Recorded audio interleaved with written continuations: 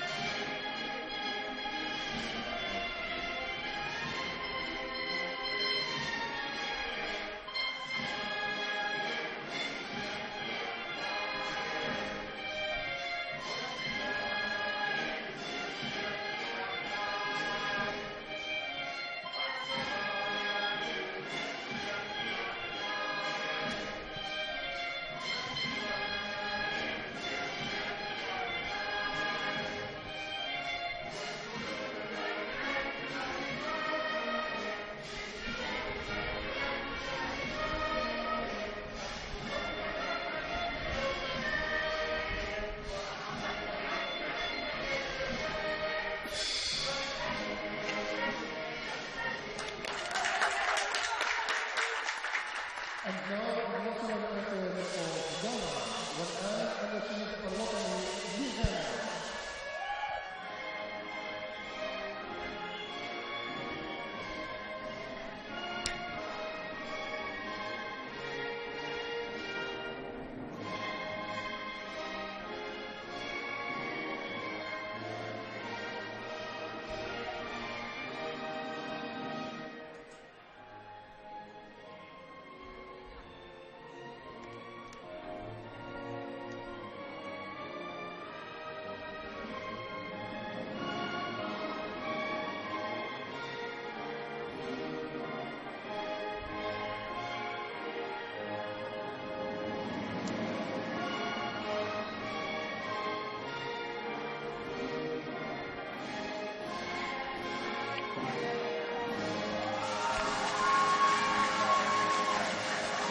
And all hail Algeria and Ghana, the Phoenix Foxes rather, and of course they're taking on the Black Queens.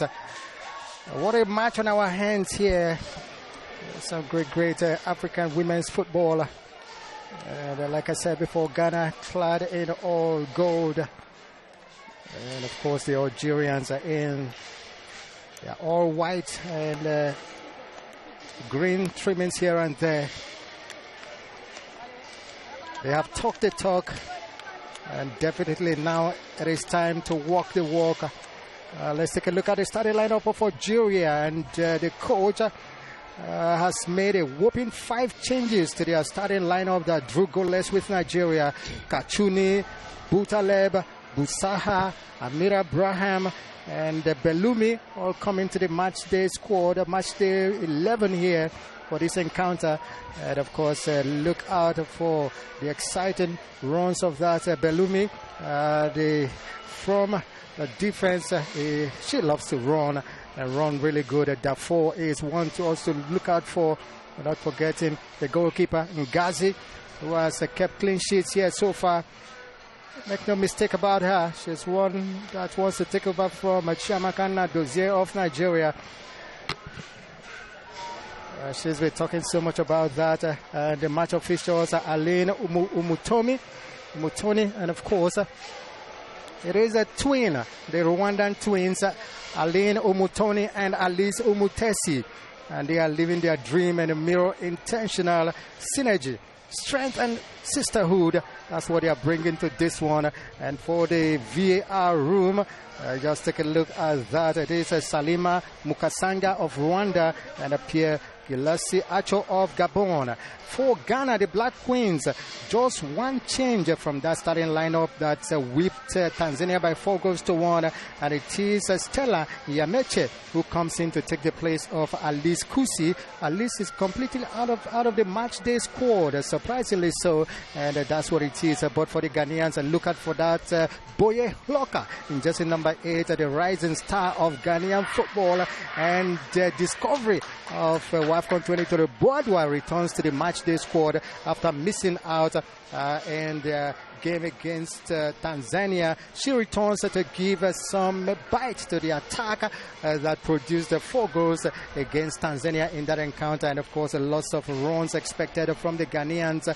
They've been very been the team on the rise right from their opening day loss to South Africa. The team clad in gold here, hoping to be golden, and the traveling fans from Accra are hoping that they will keep the tradition of winning in all their knockout games that they have played in WAFCON, and they will be hoping for all the best. So all the system is all set for this action, quarterfinal number 3, live from the Bekan Stadium.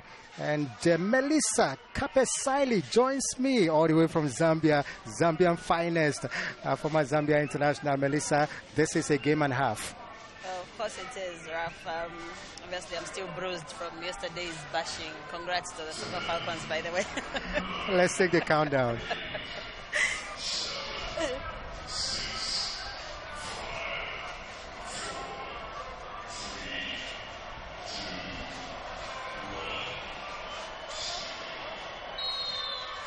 And here we go, the kickoff of this encounter, Algeria versus Ghana, quarterfinal of 2024 WAFCON here in Morocco. This one is coming to you live from the Bekan Stadium. And of course, Melissa, you were talking about that bashing yesterday. Don't bother about that. I've swallowed that. We move on. Indeed. We enjoy this fine game that's just started here. Let's move on, and of course the Ghanaians are getting that pass wrong, and into touch it goes for the very first throw-in of the afternoon, are going to the Algerians.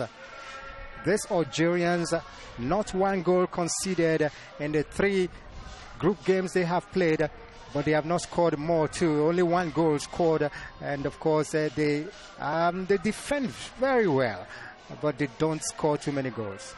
It's shocking because they are defending very well, but that in the same vein, they are not getting goals. So if at least they're able to defend and not concede, that 1 goal, that the 4% ratio of them scoring obviously may help them. I mentioned earlier that they may lose this match, but then I may just, take back my words, because there's always that dark horse which comes out of every game. So they've had a fantastic record, 3 games not conceding, but only scoring 2. So we'll see what happens in this one. Indeed, here comes Ghana, and they're attacking for it. And of course, they can make something count out of this one. A good move from the Ghanaians and good goalkeeping too. Clarence must take that away, but then shield themselves very well. And that was a great run from the Ghanaian Yameche, the lady that came in to take the place of Alice in that one, starting on a very bright note for the Queens. Here comes Algeria on the attack from the left here. It's a good run from Boutaleb. Boutaleb finds her, and of course opportunity to shoot for the Algerians. A left-footed weak shot it is. It's a very fluid movement, very good movement by the Algerians. They've made their intentions known so far as early as now. They've made that threatening move, a nice passage of the ball, and just the execution. This is the quarterfinal. These two teams have started like a house on fire for real. Oh yes, they have really started like a house on fire. They have really started like a house on fire, because look at just how intentional Algeria were by the way they started that attack.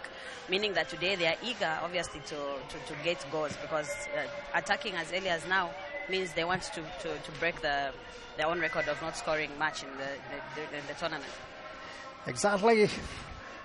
And it's really, this is the kind of a started to a quarterfinal game you expect from Ghana. That has really been on the high since the opening day loss. And they have gone ahead to win 2 games and, of course, draw 1 and qualify. Brought them here. Quarterfinals. It's been 3 meetings between these two sides in previous WAFCON, and, of course, Ghana winning 2 and Algeria winning 1.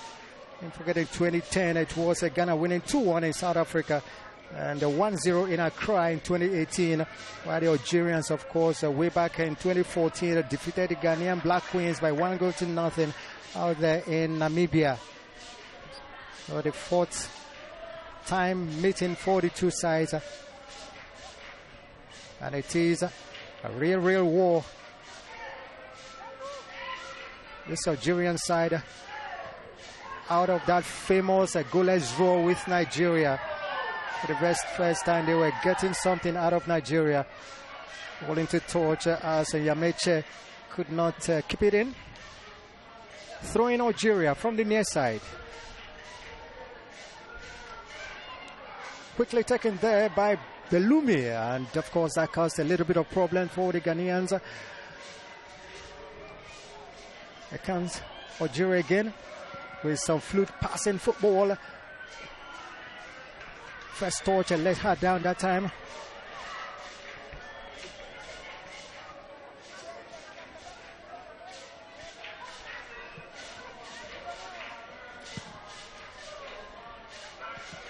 Well, Ralph, you can see that so far Algeria seems to, it's been a couple of minutes gone, but it seems to really settle. And you can see how this fluid their movements are. They're a team making their intentions known. They are telling us why they deserve to be in the quarterfinals. I mean, after having drawn against the powerhouse Nigeria, they come out, you know, with all this momentum going into this match. She kept that ball in, but then she wins a corner kick. That's something going for the Algerians. So nice attacking, counter-attacking football from them. Corner kick will come from the far side.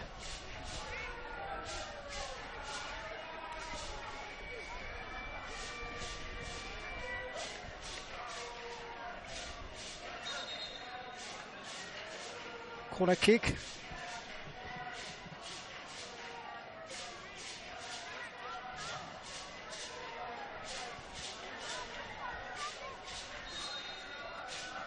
Algeria's corner kick from the 4 comes in, and then Swinger was still looking in that 18-yard box, but finally cleared. Good clearance coming from Boache.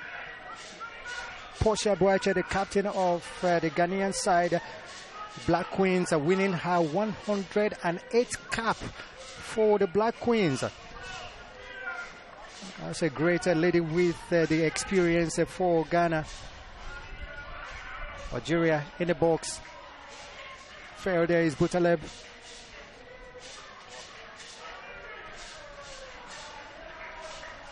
Boutaleb winning her 5th cap for Algeria. And they're hoping to make something out of it. It's been very inspiring on front.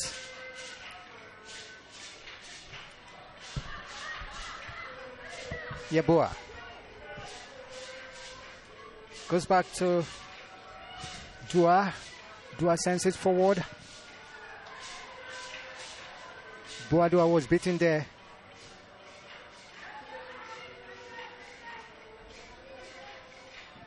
Ball bouncing all over. Two teams are struggling to assert their authority on the game. Yamechi allows it in for throwing going to Algeria. Quickly taken. No time to waste for them. The two teams talked about early goals, and they've been chasing it. Oh, interesting stuff, Raf. If you've noticed, most of these players playing in the Algerian team are the subs that were made in the previous match. So obviously they finished on a strong point in that game, and you can see the way it's going so far that they're obviously causing serious problems for the Ghanaian backline already. Here comes Yeboah from the Ghanaian backline.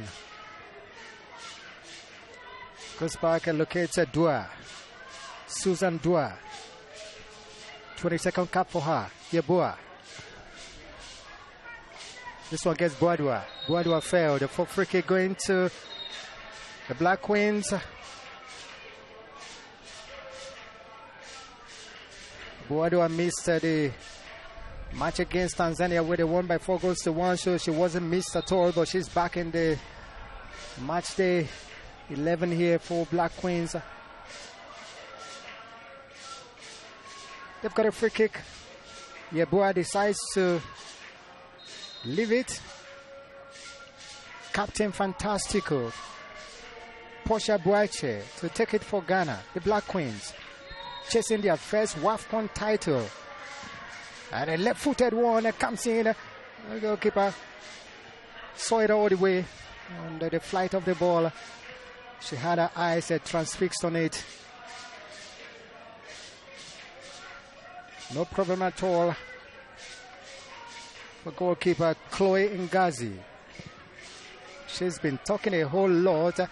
She was the goalkeeper of the group stage. And of course, she was very excited winning that, beating Nadoze to it, and that was the height of it for her.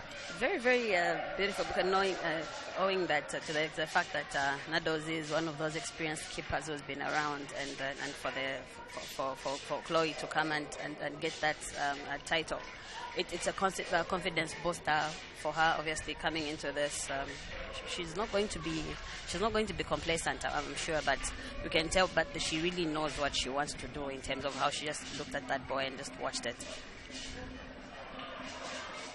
Algeria keeping it, win another throw-in.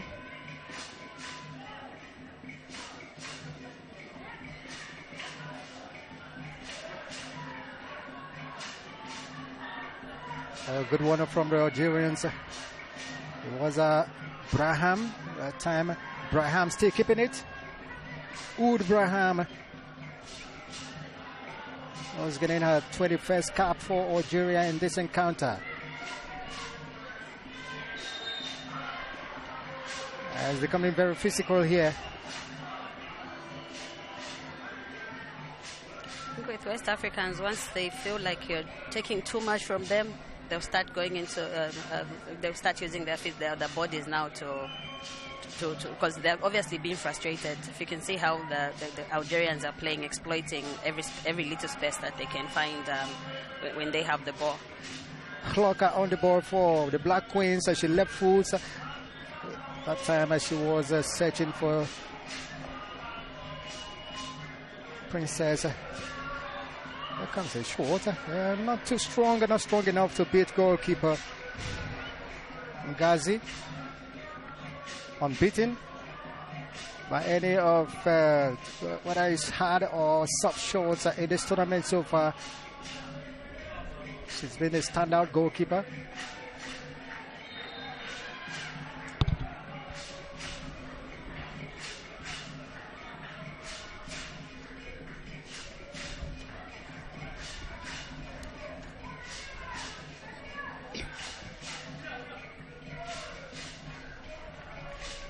Ball comes to the near side about Melissa Betty. Couldn't keep it in. Got a Melissa on the pitch. I got a Melissa by my side.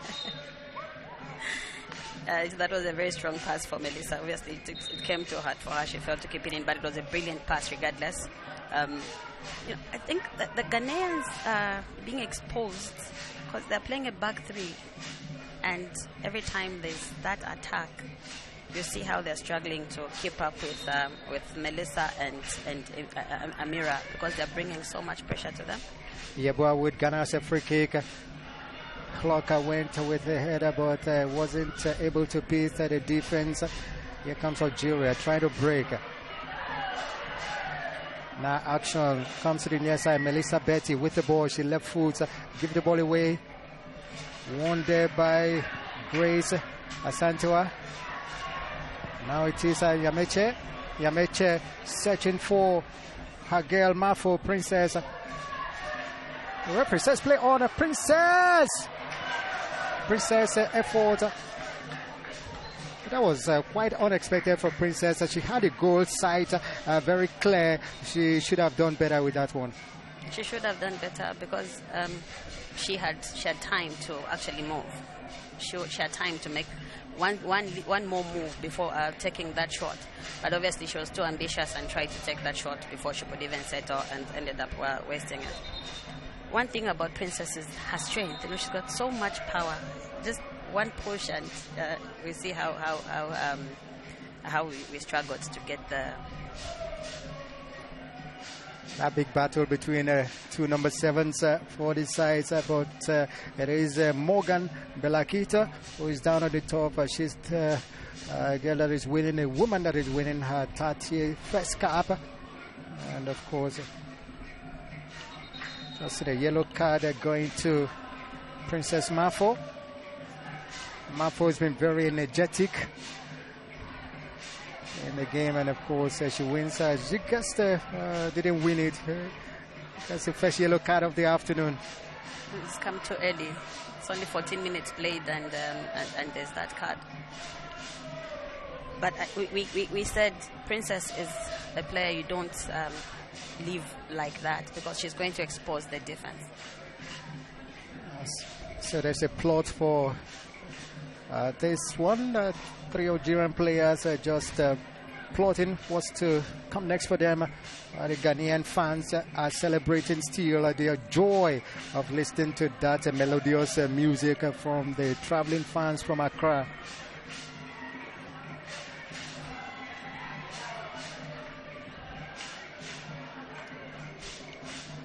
Morgan Belakita being attended to. She came afterwards of that battle with Princess Mafo. We got a yellow card for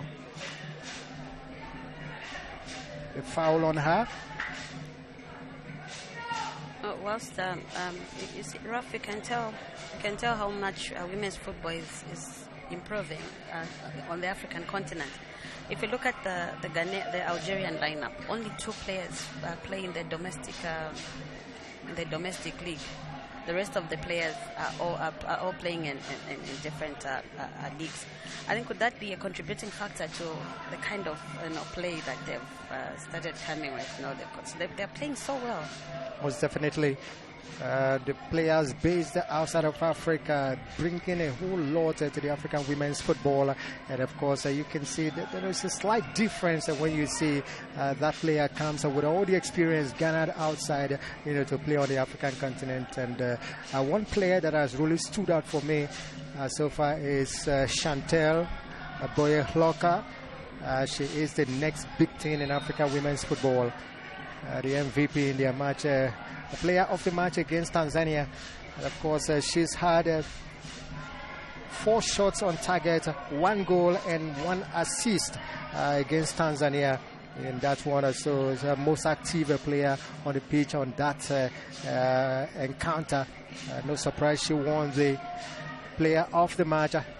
And today she's playing in the middle of the Ghanaian midfielder. Here comes attack from Ghana. Here comes Princess. We got Hloka, and of course Boadua in the box. Decided to play wide. Goes far back. That's a surprise, but still good. Surprising. Well, with Chantel, you can't tell which position she's really going to finish the game from, because she started out in the midfield today, but we're going to see her rotate later. She's going to move back into she sometimes plays on the right flank, and that is the position she plays better from, because she whips in these really, really dangerous crosses when she gets an opportunity. She's got one of those nice, precise crosses when she gets the opportunity to get one.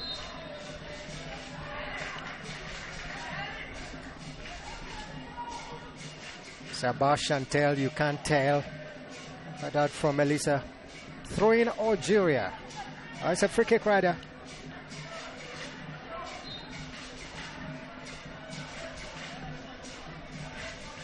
Kazani that time took the free kick for Algeria. Goes back, Captain Guilati sends the ball as Algeria. They give the ball away, and they've been giving the ball away rather cheaply in this one. Here comes Bwadwa for Ghana. At the break, Yameche is waiting. Clocker is waiting for hit. Clocker battling very hard. Oh, that's a foul. Free kick to Algeria.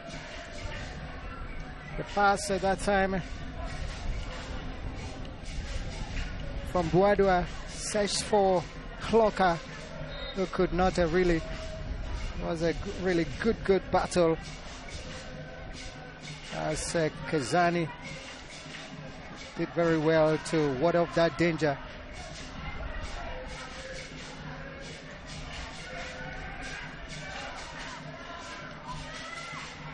Algeria's throwing, taken quickly. Left-footed effort coming from Marine Dafoe. Marine Dafoe gets that's a strong, very strong one. But the goalkeeper will say thank you very much to that as she resumes play through Boache, captain of the side. Boache looking for Bwadwa. Ball cut off. And it's been Ghana all the way. They win the second ball so very easily. Clocker on the move right here. She's got Yameche on the right. Clocker shoots. I thought she would have given that pass to Yameche, who was waiting on the right. Probably looking to get player of the match even in today's match. But we did say she's a sneaky player, Ashantel. She's found where you're not expecting her to be found. Look at that goal, that pass that she misjudged earlier. She just came out and she was there. Expecting to find her in one place, and then you find she's sneaky. She's picking the right places to be found when the passes are being made. And I always say they need more of that for the Black Queens. Dua, Gas Boache.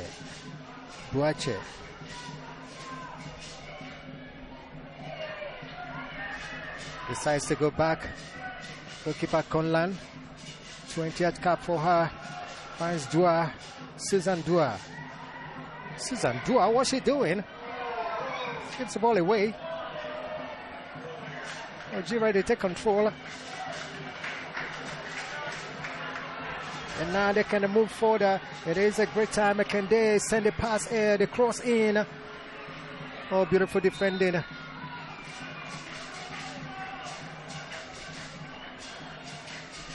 Really, really beautiful defending from Josephine Bonsu. Yeah, very beautiful defending. But you can see the pressure that Algeria is bringing onto the Ghanaian defense. But they are resolute. As much as Algeria is not making those threatening moves, the interceptions from Ghana are also good at the moment so far.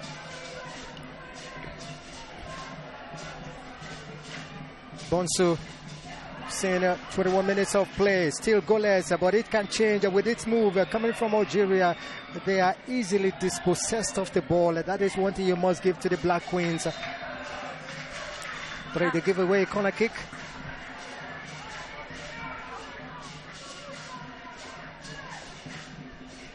Algeria, they can get something out of this one. You have Aline Umutoni. Their story is something else. Her twin sister is on the side here. Assistant referee number 1. Here comes they make a short one of that. The left-footed cross. That was coming from Dafoe Marine, who's winning her 15th cap for Algeria. Searching for her goal number 5. She has 14 and 4.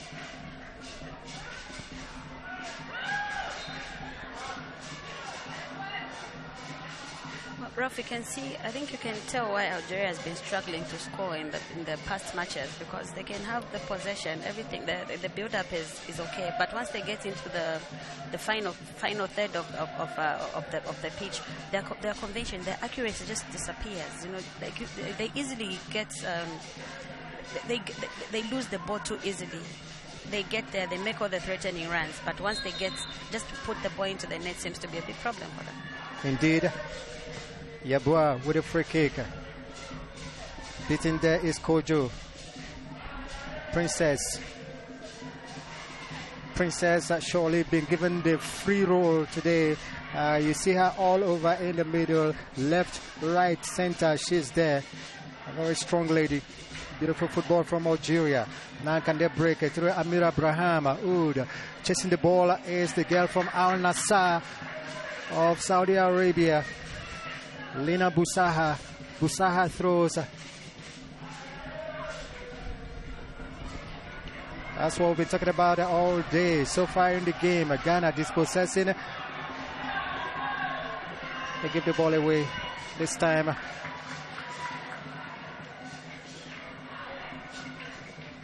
The touch from Kojo. Now Princess wriggles her way through. Yeboah. Princess brought down. Free kick Ghana. Princess decided to come to the right. She's been on the other side, you know, and now she's here causing problems on the right. She's causing problems, and I think, in my opinion, she plays better in this position also because she's got space to run. She's a fast player. When she plays on the middle, she's kind of limited, but when she's in the in the wings, she's got a lot of room to run, and you can see how protective she is of the ball. Algeria, they survive this one. Busaha.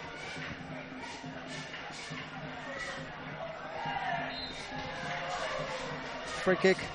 Give it away by Susan Dua. Susan Dua has been solid like a rock.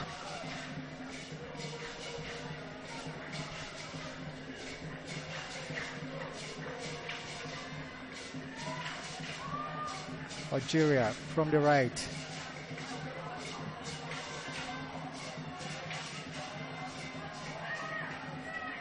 Bonsu just shields that ball to go across the byline for a goal kick to the Black Queens.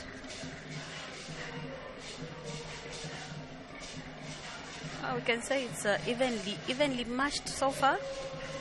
Both teams are, at least they're going punch for punch.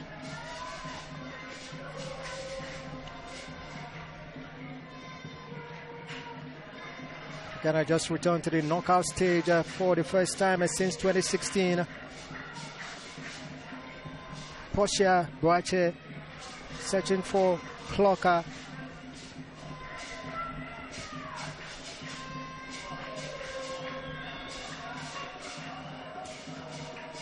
Very timely clearance into touch from Captain Gulati.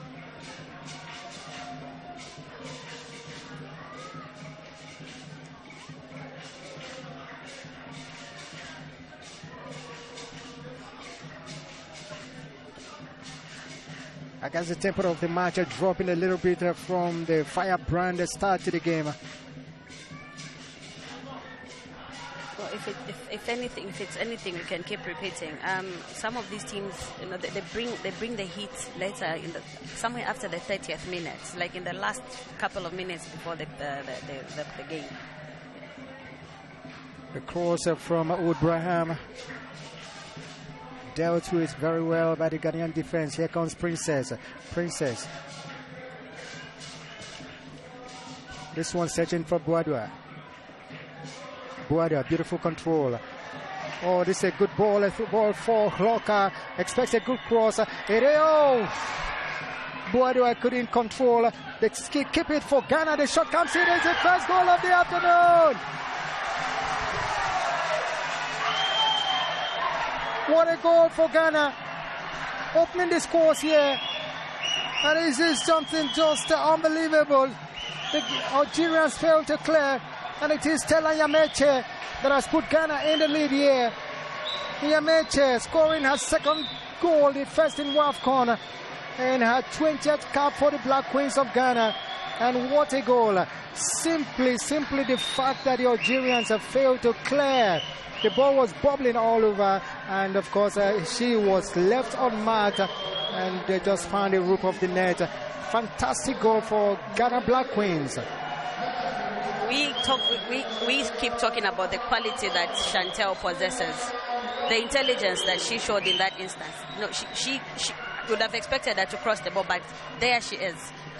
She played it back. No, she made that diagonal pass back there, and there goes the shot. Brilliant stuff. Brilliant stuff. Fonyameche came into the match there, the starting 11, on the absence of Alice Kusi. And here she is opening the scores for the Black Queens as the fans are sent into 7th heaven here in Bekan. And goalkeeper Chloe Ngazi beaten for the first time in WAFCON 2024 on quarterfinal match day. Looks like VAR called for to check certain things if anything is wrong with that goal. So referee Aline Umutoni waits from Salima Mukasanga in the VAR room to see if there is something wrong with the goal. And that's it will be prayer time for all the Ghanaian fans in Accra, Kumasi, Takoradi, and all the cities, Tamale, all across Ghana. Hoping that there is nothing found in the VAR room by Salima Mukasanga of Rwanda. Raf, before that goal was scored, I was almost saying football is cruel. You know, Algeria have had the chances. They've had a lot of targets, a chance to shoot the ball, go targets, to pick a target, but they've failed. But just one clear chance for Ghana, and they converted. Aline Umutoni, as everyone waits to see the decision, she says, hold on, not yet, not done with the check yet. A former player who, alongside her twin sister Alice Umutesi, decided, and check is over. No goal. The goal's been cancelled. Let's see what went wrong with that goal. And so it remains the same. No goal. All the celebrations are cut short from the decision from the VAR room. And Ghana will go trying as Algeria will be thanking their heavens. Obviously a sigh of relief for the Algerians. they were almost looking defeated after that goal was scored. But having that goal record is it's boosted them. Their morale obviously now. Referee Aline Umutoni calls for a water break. It's a very hot afternoon here in Bekan, so the need for a cooling break. I think this is the first time I'm seeing a cooling break in the games being played here. Have you seen one happen, Raf, since the game started here in Bekan? It is, and we've had some better weather condition in other games, but today it's a very, very hot afternoon here in Bekan. Also, this is the first time we're seeing an actual decision by VAR.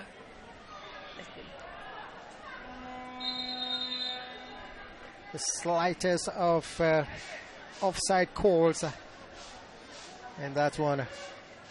When the ball came, the earlier ball, that's when we saw that offside.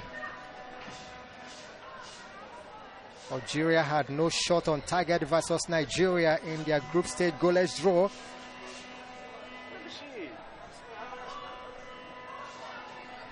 obviously want to carry on with that record, Raf, and having that goal disallowed has given them a lot more confidence and hope that they may just finish the tournament without conceding.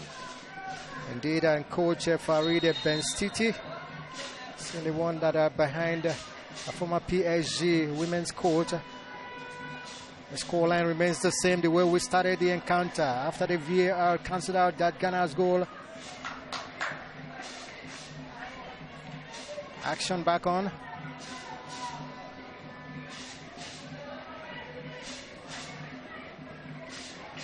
Throwing Ghana. Jennifer Kujo. Oh, that was Yebu, I beg your pardon.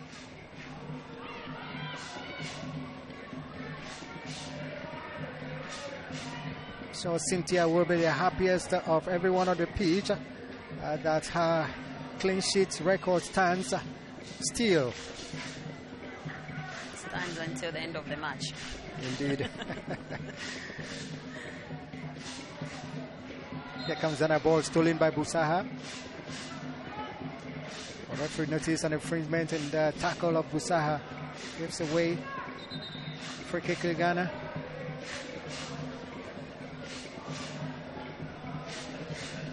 Yameche, who thought she had scored her first WAFCON goal.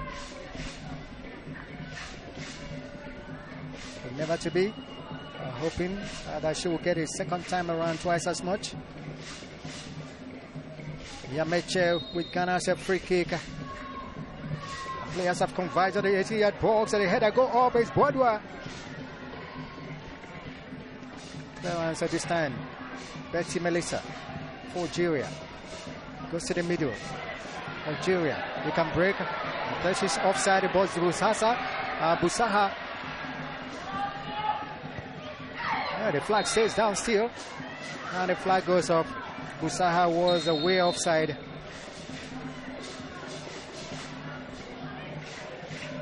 That was a beautiful pass. Obviously, she saw that she was offside, but she nonetheless continued the run. And a very rookie mistake that the goalkeeper was almost making there. You know, had that flag not gone up, she hit the ball back into Busaha. Obviously, going to cost her herself and allow a goal. Indeed, an assistant referee Josephine Fides Bangurambona of Burundi captured that very well. Here comes Ghana Boadua on the ball.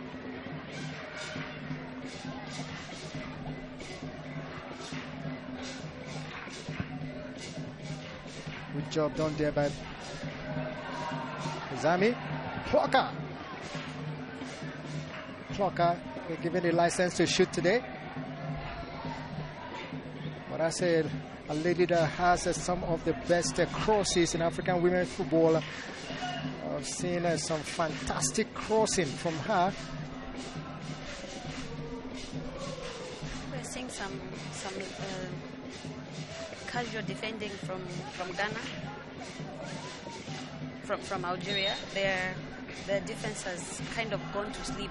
And after the mistake they made in the goal that was disallowed, I'm sure by now they would have regrouped and seen where the danger is coming from.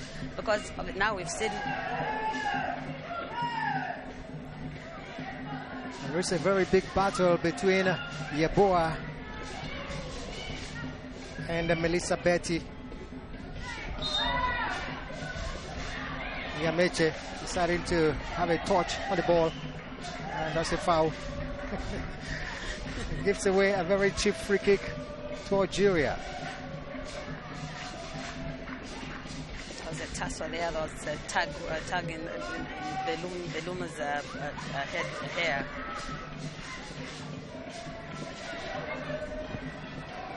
Goalkeeper's ball and no problem for Conlan. Princess looking for Boadua. Boadua gets the ball. Boadua, the torture was too strong. Good anticipation from Chloe Ngazi. I thought the first torture from Boadua was just too strong and let her down. And got closer to the goalkeeper. Ngazi picked it up very well. No problem.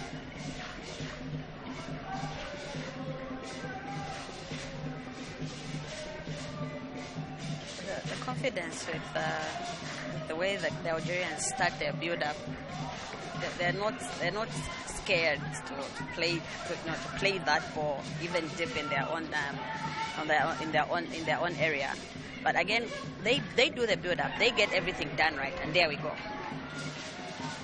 There we go. Good one. Kachuni.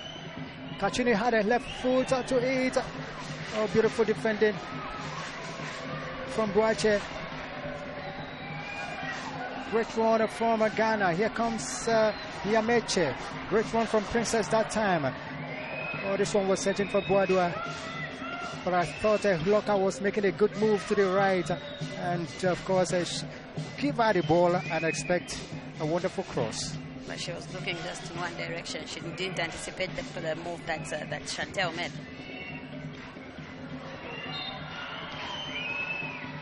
Betty brought down by Yeboah. There's been a real big ensuing battle between Yeboah and Betty.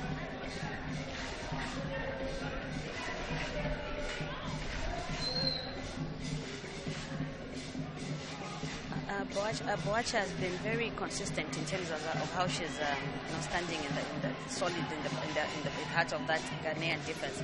If you've noticed, most of the interceptions that are coming there are coming from her. I think she's had more interceptions so far compared to anybody else in this game, because I think she's able to read the move, the way the movement of the Algerian strikers is, and she's able to intercept. And I think she's done a good job protecting the goalkeeper so far. Very good job so far. So Algeria will get the action back on the way with a free kick.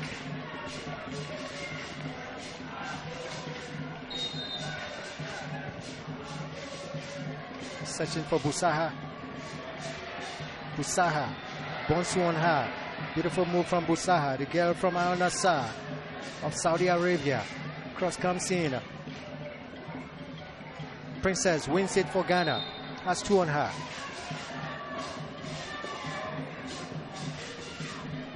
I think the secret weapon for this Algerian team is Busaha. You've noticed every time she has the ball, every move that she makes, every touch that she makes it's excellent, it's brilliant.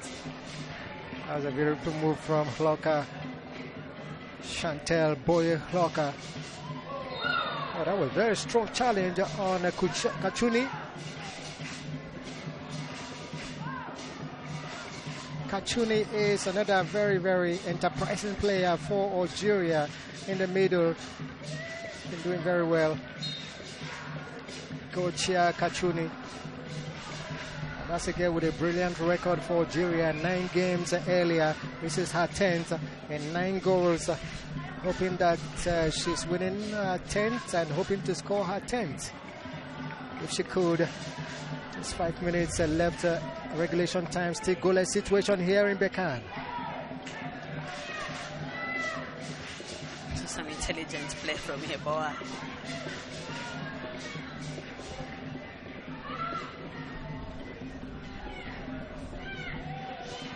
Beautiful turnaround from Dua.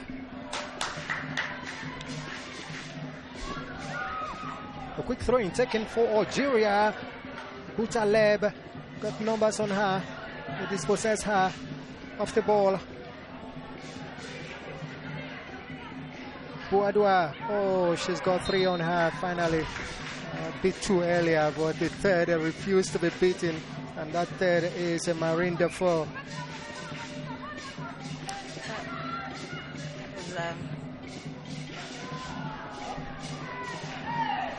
Princess on the ball for Ghana, creating the opportunity. Oh, beautiful defending. Princess still keeps possession for Ghana. Guess Yeboah. This Algerian defense is like a pack of wolves.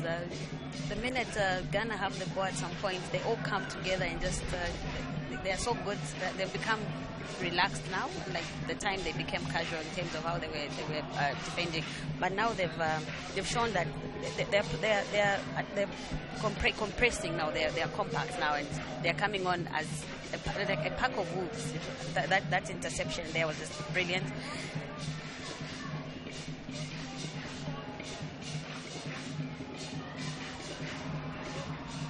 Portia for Ghana. Good move from Asantua. Yabua trying to break her from the right. Good job done on her there. That was what I meant. When they lose when they are defending, they come together and just press hard. Oh no, that was necessary. It wasn't necessary. Well, two of them, and finally it is Jennifer Kojo that brought down Ines Butelab for free kick going to Algeria. Ball placed there very well by Melissa Betty, leaving it for her compatriot to take the free kick for Algeria. The rivalry between Betty and Princess seems to be growing now. Huh? Take a look at the high line defending of Ghana. Not one player inside the box. They all keep to the line of the penalty ball of the box. Here it comes. They fail to deal with it. Now Clarence takes the ball away from Boadua. Offside. Flag went up for an offside. But talk about that cross. Brilliant cross, and she made the perfect run. They didn't communicate properly, but brilliant cross, and just the timing of that run. Brilliant timing of the run that time. Caused the problems, but the flag saved the Ghana. Portia Boache with the left-footed one that goes into touch.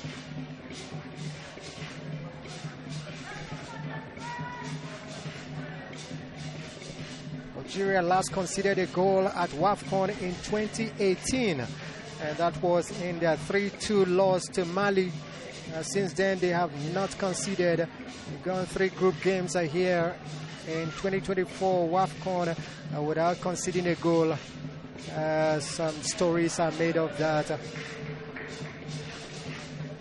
And when you have such performances, especially the goalless draw against Nigeria, then you are sure to make it to the quarterfinal, and here they are, still keeping their heads against the Black Queens of Ghana. Ghana, one of the powerhouses in women's football in Africa, but never to win the WAFCON. That's a surprise. Yeah, true, very true. I used to have fun and joke around with Amanda and there's Dunga, former Banyana players. We always used to say that some teams are bridesmaids, whilst Nigeria was always the bride. But we've seen that narrative change a couple of times. I'm sure Ghana want to reclaim their spot in their top slot in African women's football. Surely, 4 minutes of stoppage time added on by referee Alain Umutoni.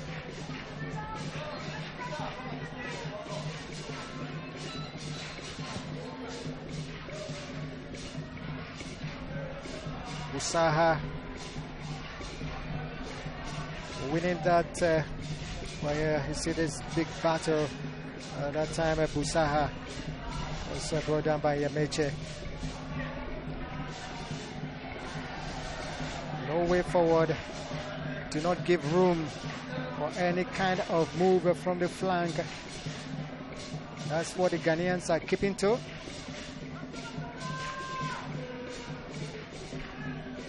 Chance to cross.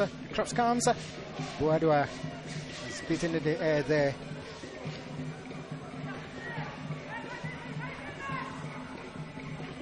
That's Gulati, who's been very, very great in defense. This cross comes in from Kojo, searching for Hloka. Hloka, a good chester. Too many touches in there. Too many touches. the Ghanaian team has been very composed today, because even in the previous matches, when under pressure, they were changing their shape a lot. But in this one, they've maintained how they started. They've maintained how the complexion of the game is shaping, and they've made very little errors today compared to the first two games that we watched them play. Imagine what Butalev is doing. Giving the ball away, getting it back instead of clearing. She keeps the ball. This time the ball goes across the byline for a goal kick. Algeria.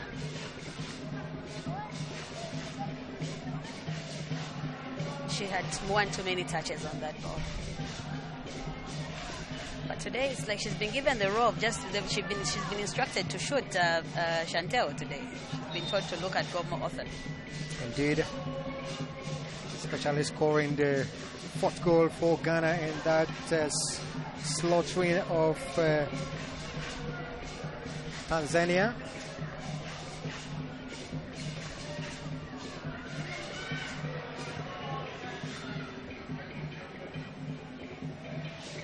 It's been very difficult for the Algerians to string three passes together.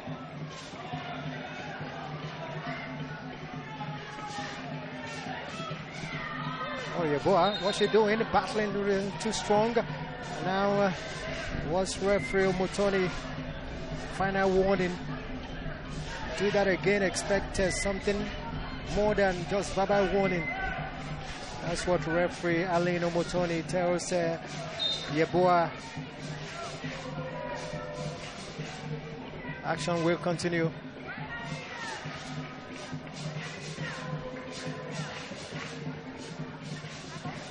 We have the three, Chantel, Princess, and Doris playing in one line. This is a dangerous moment for Algeria. You can't have these three playing together like that. Kezani goes back to the goalkeeper. Gulati. A good one from Gulati. Sends the ball to Busaha. Busaha has two on her. Outwits them both.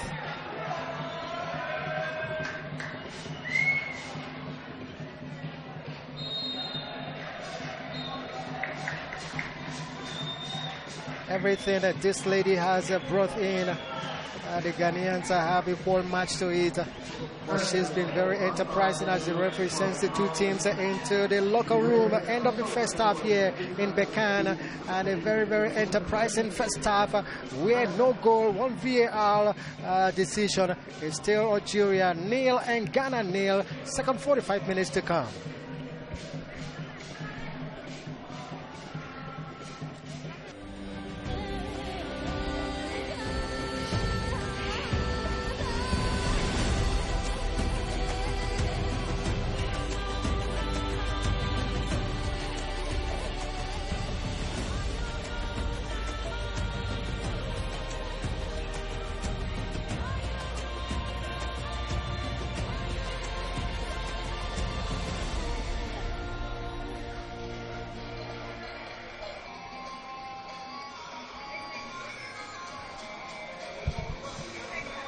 Had a very exciting first half. We're getting back here for the second 45 minutes.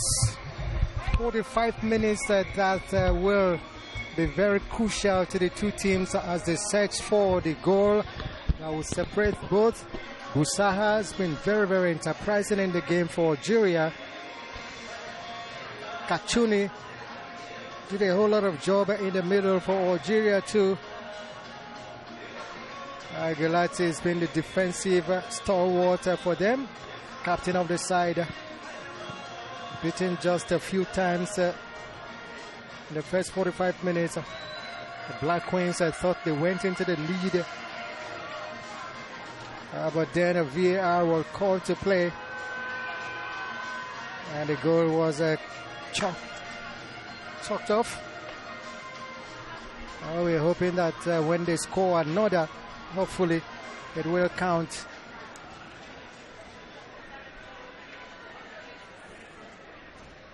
So we're expecting a very explosive second 45 minutes here from the Bekan Stadium.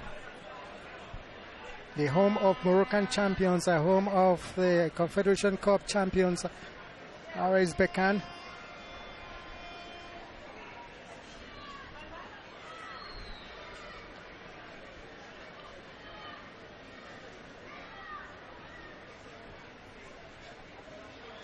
Ghana will just be hoping that everything will go well for them. They've been in the knockout stages of the WAFCON 6 times, and all 6 times they never lost. Those 6 times were in the semi-finals when they had the 8-team tournament. They've always progressed. They've been a 3-time bronze medalist, 3-time runners-up as well, and the 7 appearances in WAFCON knockout rounds. This is the 7th and never lost any of their previous 6. And so you can call them knockout specialists. The Ghana Black Stars.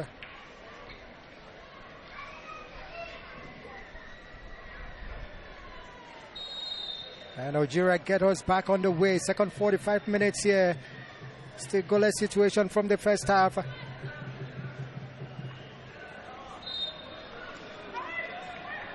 They quickly win a free kick.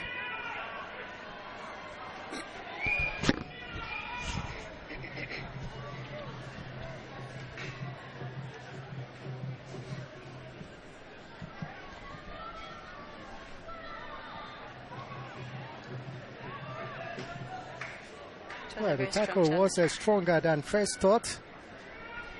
So she's riding on the tough. It was a very strong challenge on Botley. You'd think the Ghanaians are frustrated with just at the start of the whistle, and you go in that hard. It didn't look harmless at first, but looking at how she's grimacing on the face and how long it's taken her to get back up, it was obviously a strong challenge on her, which I'm going to say again wasn't necessary. Not necessary at all. The challenge on Ines Boutaleb, a lady that is winning her 26th cap for Algeria, the Phoenix.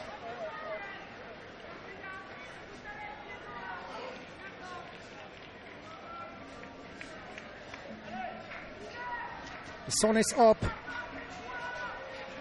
And so goalkeeper Conlan got a job to do here. Here comes the free kick, quickly taken by Algeria, but dealt with very well by Boache.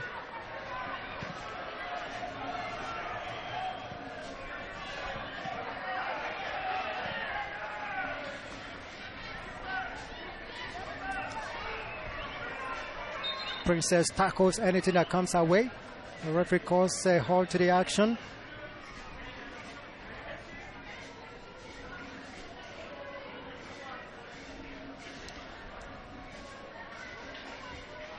Out of interest for people watching, what are the permutations in case this game ends like this? If it ends like this, we'll go straight into extra time. And if at the end of extra time they are not separated, then we'll go into the penalties. And Ghana has only played the penalties once in WAFCON. After that goalless draw in third place match against Ethiopia in 2004. They went to penalties, and that's the only time they have played penalties in all the 6 times they've been in the knockout stage. They won that one by 6-5 against Ethiopia.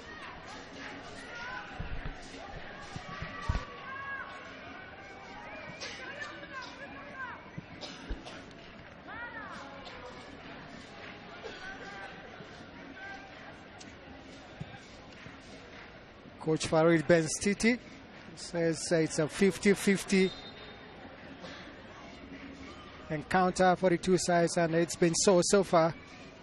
Chances have been even, but Ghana thought they went into the lead much earlier. Never to be. Throwing Ghana from the far side. Yeboah.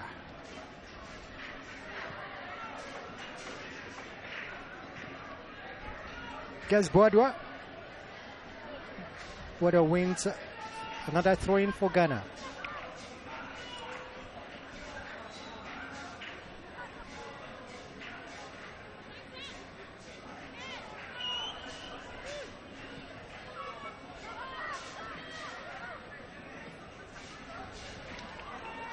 Ghana is the only quarter-finalist here, yet to keep a clean sheet.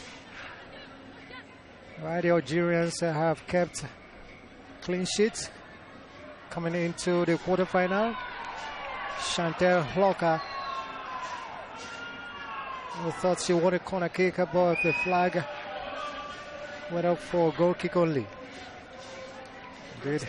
Looks like it came off the Algerian defender, that ball.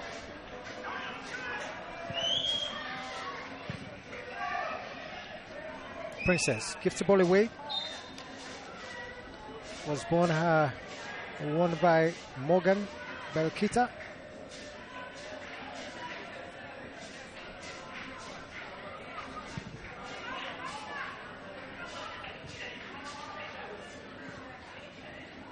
Princess dispossessed of the ball by Kachuni.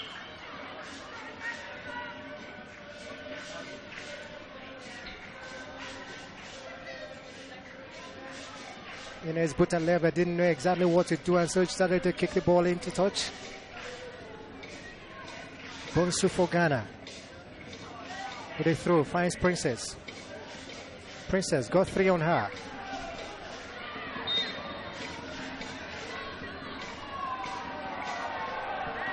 Princess should tread carefully. She's already on a yellow card, and she's committing fouls that the referee there was no need for her to handle that ball. Unless the referee blows, that's when you can actually stop play. But she handled the ball before the referee blew the whistle. Must play to the whistle. Good one from Dafoe. Left-footed one from Mbutaleb.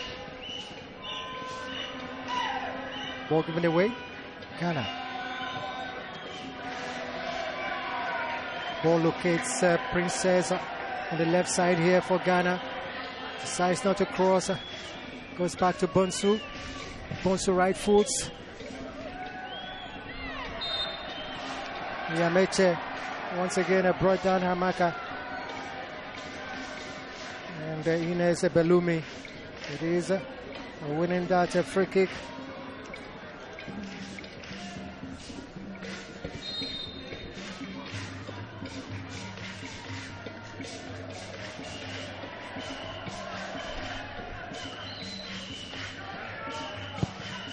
One, two touches. Ghazi finally sends it flying forward.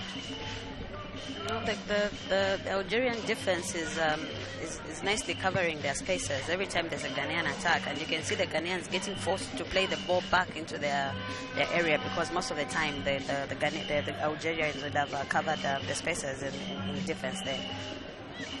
Yameche gets her girl on that far side. Opportunity to cross for Ghana. Oh, beautiful defending.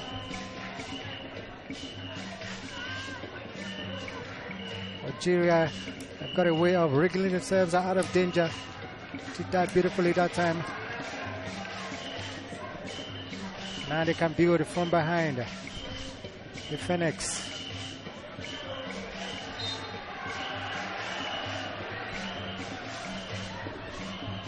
Trading dangerously, the Algerians now. Algeria restarting play very quickly.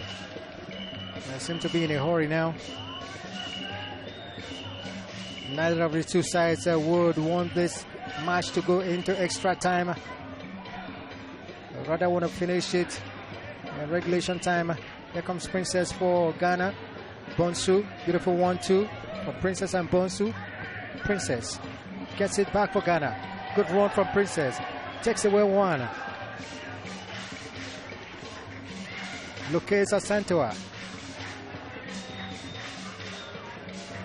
Portia. Boache.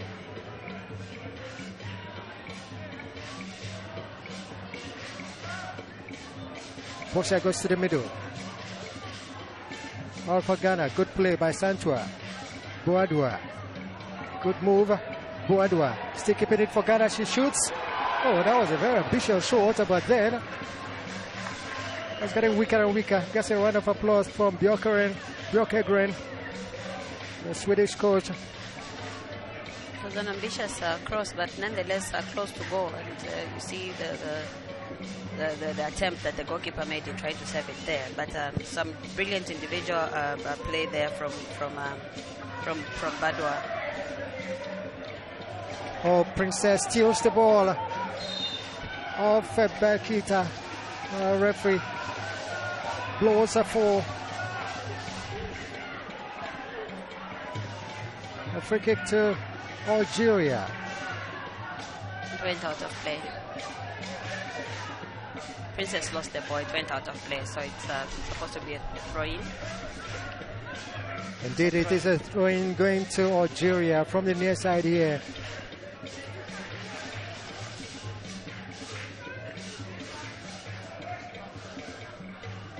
Asantwa battling very hard. Asantwa brought down for free kick going to Ghana.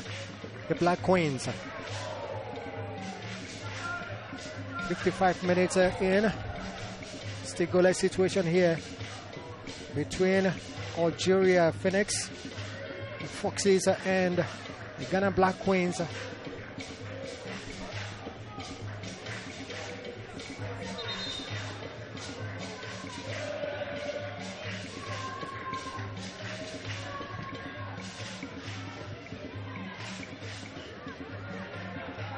Good header, takes the ball out of danger for Ghana.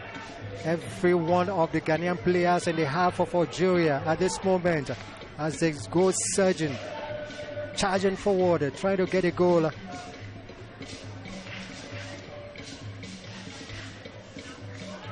If the Algerians were a fast attacking team, it would be very easy to catch the Ghanaians on the counter. But because they delay in attacking, they're obviously struggling to go back, to go past there.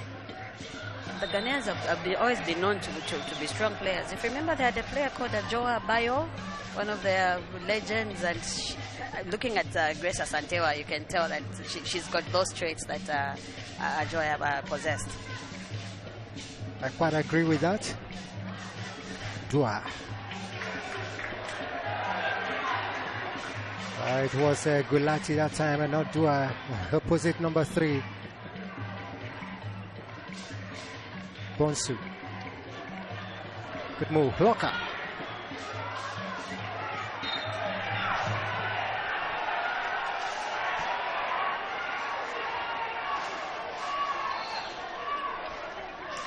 The Ghanaian fans obviously not very happy with that decision. There's a slight touch there on Gulati by Chantel. Just the slightest of touches. It's a very clumsy move. But free kick to Algeria.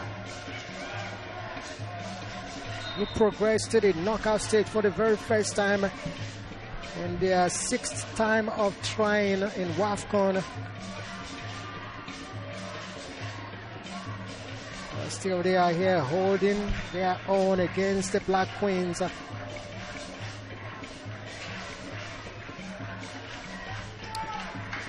It has been a casualty. She's been a victim of this the physicality of the Ghanaians, because I think every time she gets onto the ball, she's one of the players that's taken down.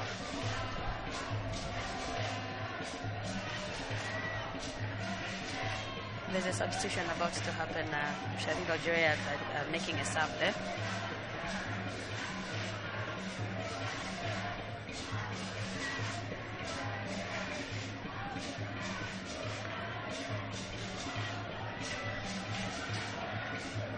Algeria preparing to bring in a Laura Taleb Mula to win,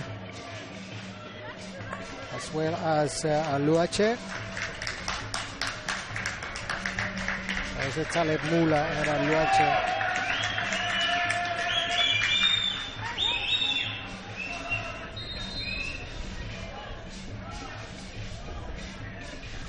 First to go in will be Wasila Aluache. Indeed, they will make 3 changes.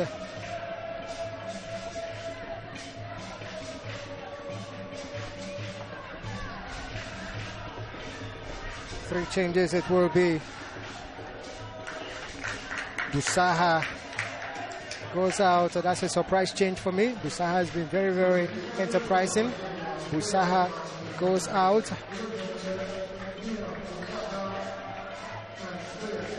Also going out is Belkita. And Betty as well. 3 changes. And in come Luache, Taleb Mula, and Iken, Morgan Iken. So let's see what the 3 changes will bring. The kind of changes they will bring to the game of Algeria, the Phoenix. The formation remains the same. Just the changes, like-for-like changes for Algeria.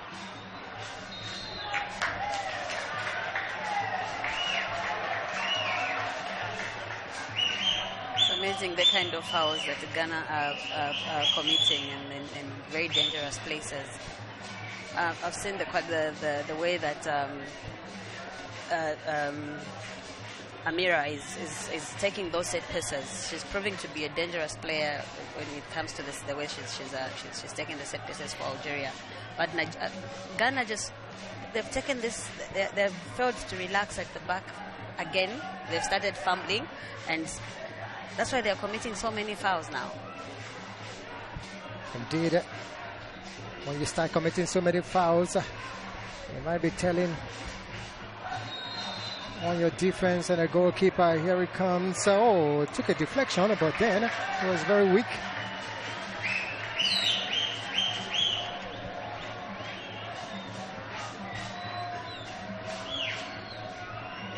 Very weak free kick from Marine Dafoe.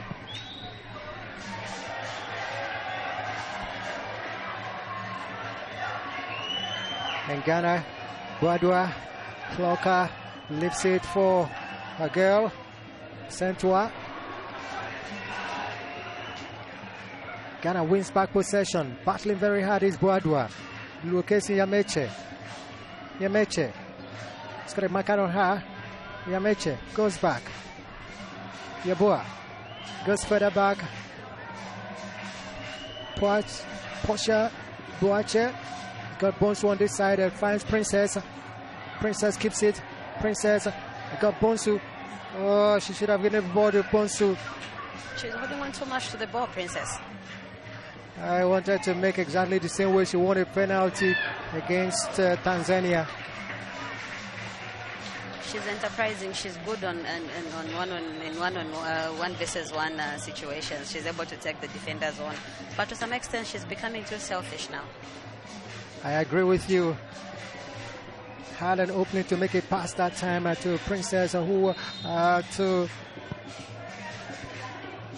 Yameche, who was waiting that time.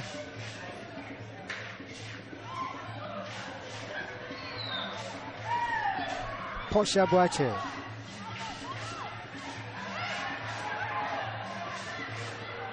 So many players are putting their hands up.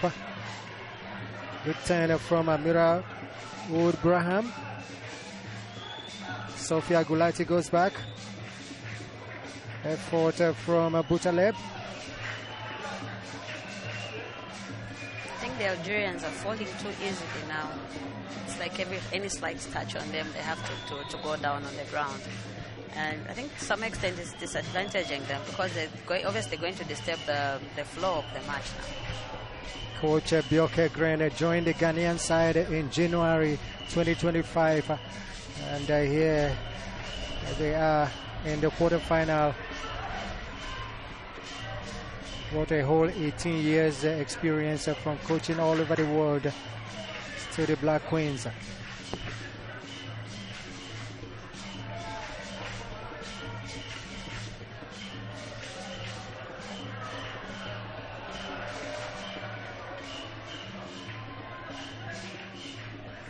Algeria with very slow build up. The cross comes, driven down the throat of goalkeeper Conlan.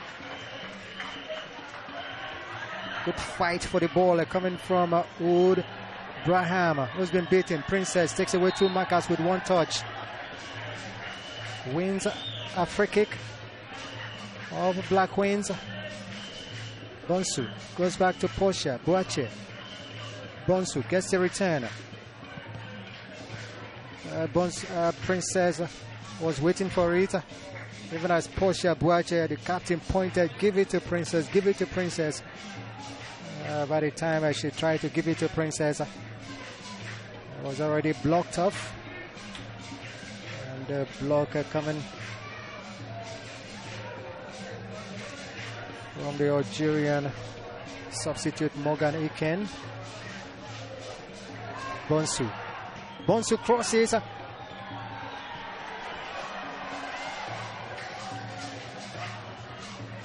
Yameche came against a very strong defender who just put her back, and that back was in the bed of roses. Went crashing on the top. Princess is proving to be, she's causing all sorts of problems now for Algeria. But also they're able to counter every attack that she wants to come with. Like we said earlier, she's becoming selfish. She's not keeping things simple. She's making it difficult for herself because she wants to have more than five touches on the ball.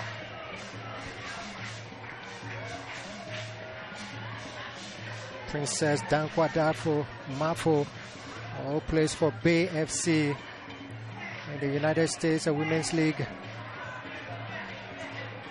Boye Hloka dancing around, twisting and turning, finds Princess. Bonsu, beautiful turner from Asantua.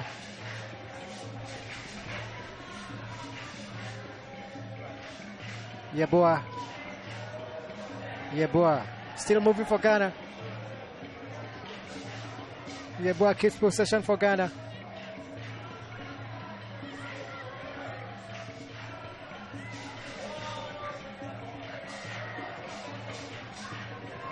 Kachuni. Here comes Morgan Iken for Algeria. Braham, Iken. Good move from Laura Taleb Mula.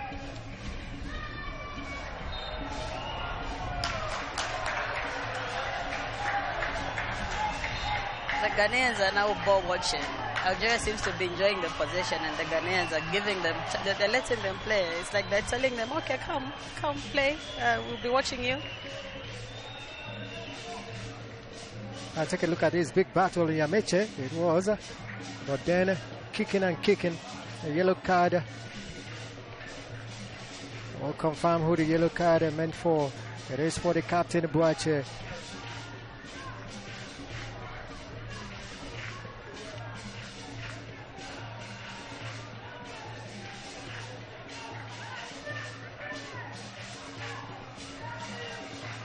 Why is Algeria finding it difficult to break, to get the back of the net in this match, Ralph? If you ask me, who will I ask?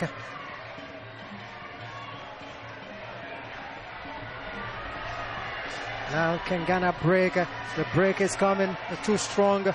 Closer to the goalkeeper. Good job done by Chloe Ngazi, goalkeeper of Algeria.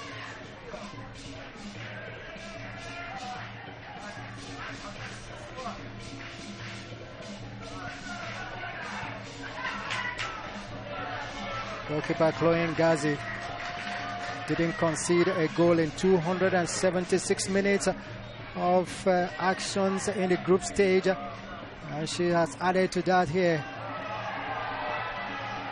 Now you can go through all two Algerian defenders combined very well to stop that fast attacking move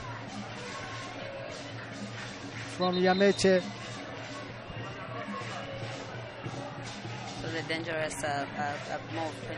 We spoke of maybe it's going to take individual brilliance for either one of these teams to make the break. Because look at that run from Aneche. She was going right into goal, and then I mentioned the way the defense is organizing itself very quickly to counter these attacks. You see how quickly they closed that down. They've committed a foul. They've awarded Ghana a foul in a very advantageous position, but we give it to them. They've been solid, and the Ghanaians they are attacking. We hope something comes out of this free kick. We need to see at least a break in the deadlock in this match. Raf, what do you think? I totally agree with you.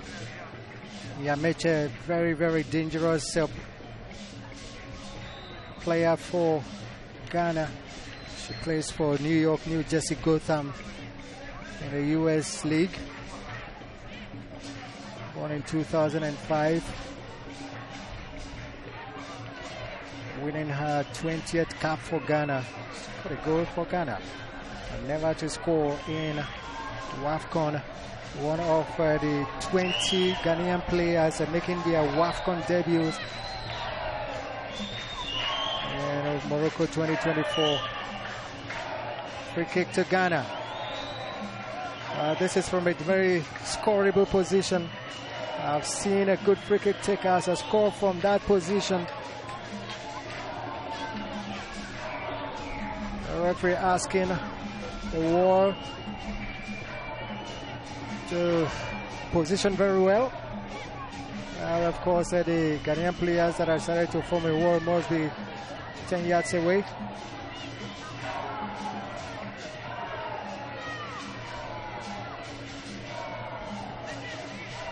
I'd have thought Boache would have been a better placed to take that set piece.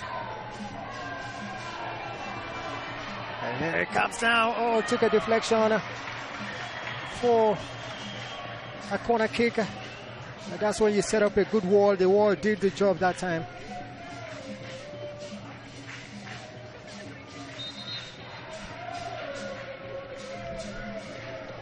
.14 minutes. Make it 19 minutes. Left in regulation time here in Bakan. Got Nigeria and Morocco already in the semi-finals. The winner here will be facing Morocco. Morocco have been consistent in their plays. The free kick comes in, left-footed one. Not the best of corner kicks, beg your pardon. Just went into across the bylines again. A 4-goal kick taken quickly by the Algerians at the Phoenix.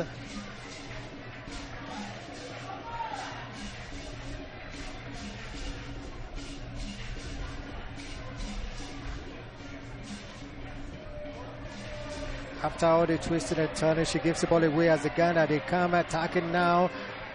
Clocker.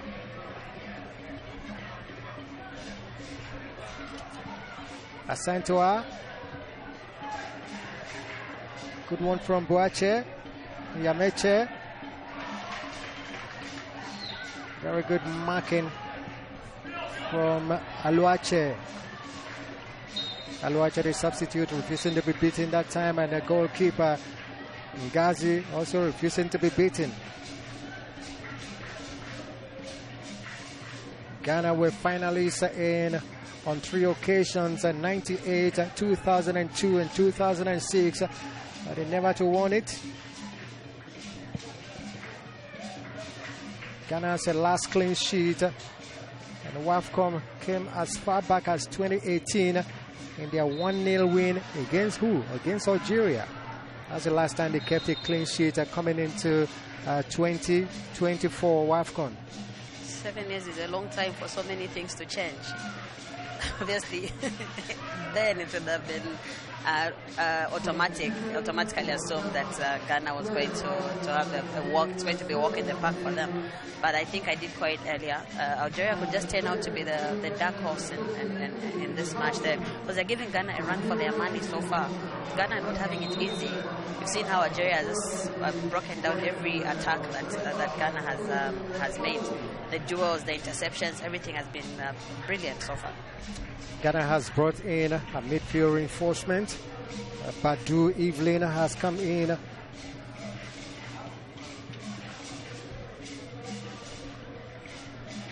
Badu Evelyn, who plays for Molde in Norway. coming in here to win her 28th cap. Scored 16 goals to her Ghana career as Ghana tries to break right now. Here comes a through ball. Oh, the goalkeeper fumbles it, and outside the box, the referee whistle goes. It is a free kick, and I'm sure a card will go to the goalkeeper and Gazi. If referee Omotoni will handle the ball outside of the 18-yard box. I think she just slipped and fell. She had it inside, and she just slipped. It went out, and it was an accidental touch. Did she touch it? If she did, it was an accidental touch, but she had gotten the ball from the inside of the box. You're right, she's getting a card. Ghana with a great opportunity. With 15 minutes of regulation time to play. Great opportunity for Ghana. Last time they met was in 2018. Ghana won by 1-0.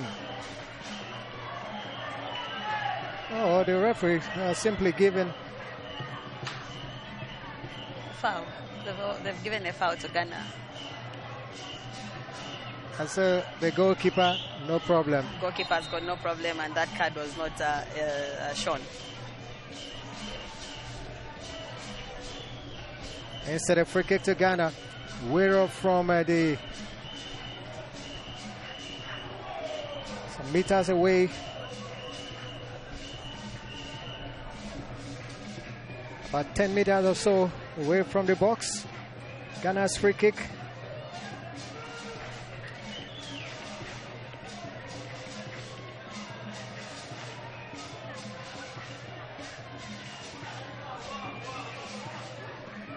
Ghana with a free kick, an opportunity for them.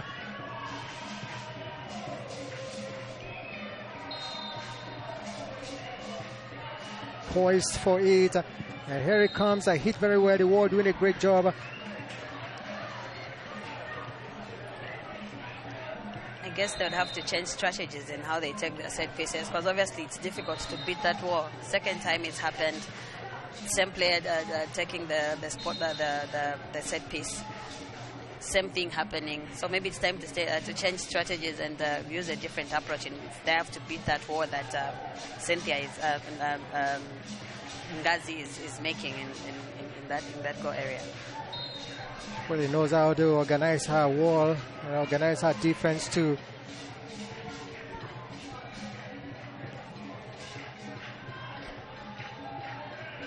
Said it to be a big honor for her to displace. Oh, that was uncalled for. And it's Captain Boache.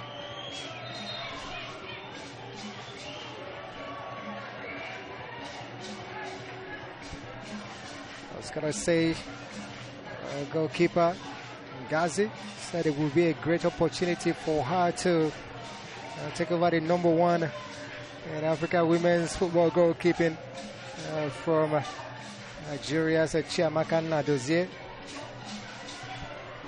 Chances of that happening are highly high. It's possible she can do that. I mean, she's been brilliant in between the sticks for Algeria so far. And if they do get past this hurdle and going to the semi-finals, maybe chances of even getting the Golden Glove in the tournament can show. There's that off-the-ball foul on the substitute, Mola. That would do a lot of good for the goalkeeper from Olympique Marseille of France, 29 years of age, Ngazi. Algeria now through the captain, a good turn from Gulati. Bonsu locates Princess. Princess, short to take her marker on. A strong touch. She will be helping the Ghanaian team by making passes instead of going on a solo run always. Bonsu is trying to get Princess. Her first touch was strong and into touch. Good effort from Wood Braham.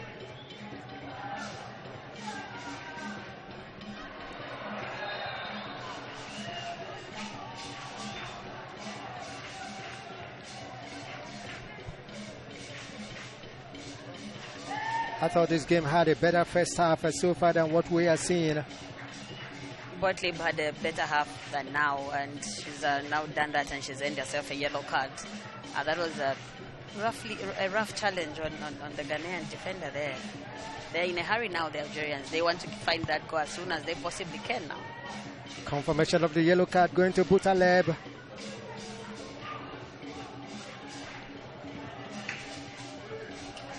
Ten minutes.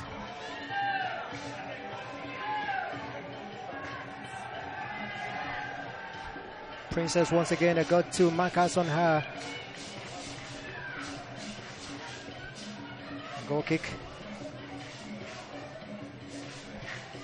They've now known what she's able to do, so it's easy for the defenders to close her down because they know that every time she has the ball, it's predictable the next move that she's going to bring.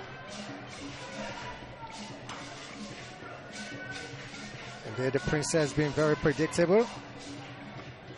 The Bay FC lady. Badu.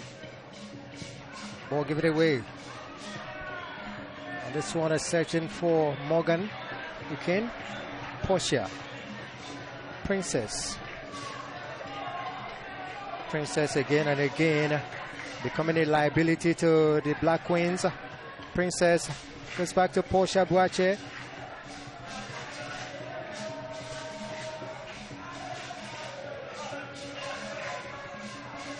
Despite the Ghanaians playing with the high line, the Algerians don't seem to have the fastest players playing in front for them.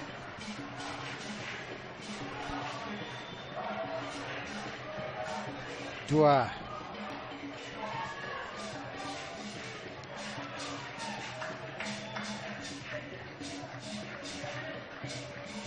Throwing Algeria from the far side. Dua. Got from Santewa going the wrong way.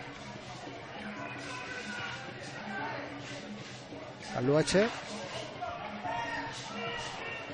Oh, now to Kachuni. Kachuni holding on to the ball for Algeria.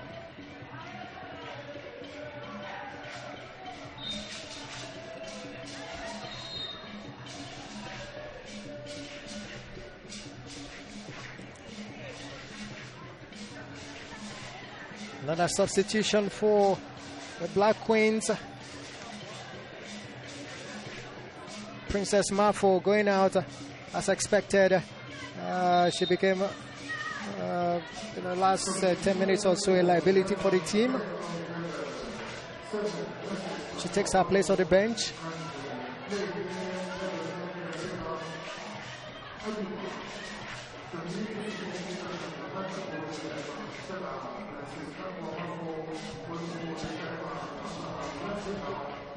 Bonsu.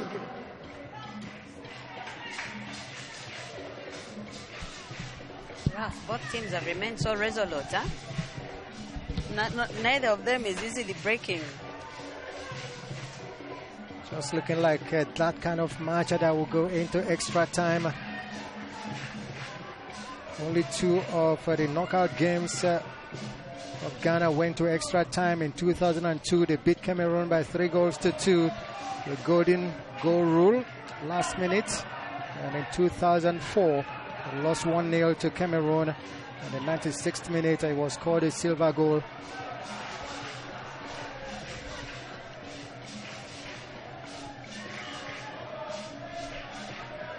Algeria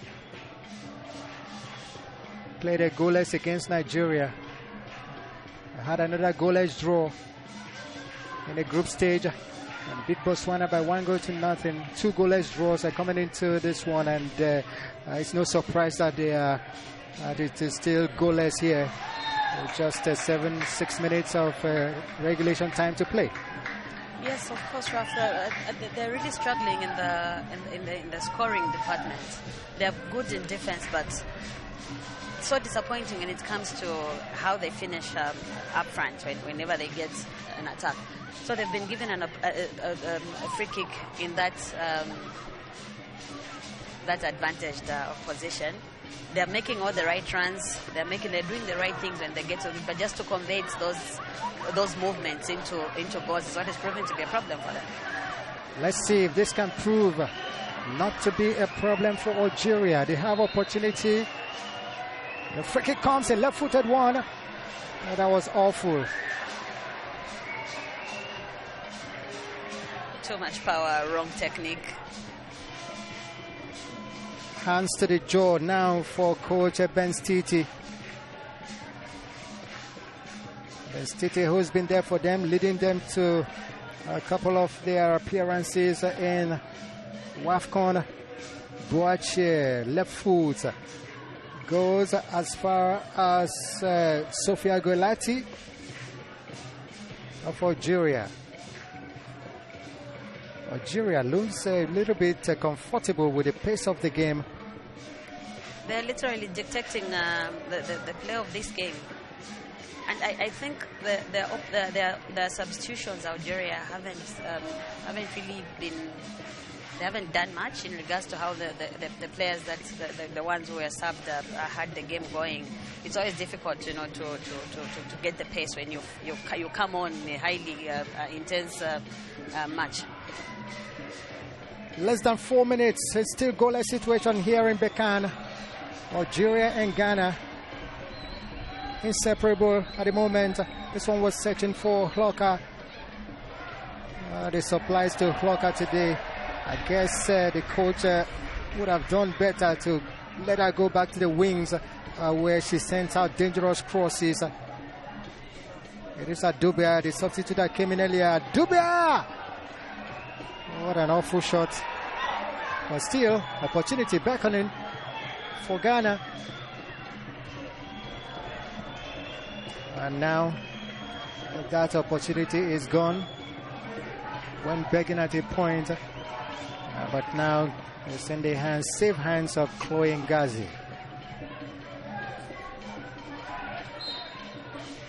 No, we talked about the danger that Chantel possesses when she's playing on the wings.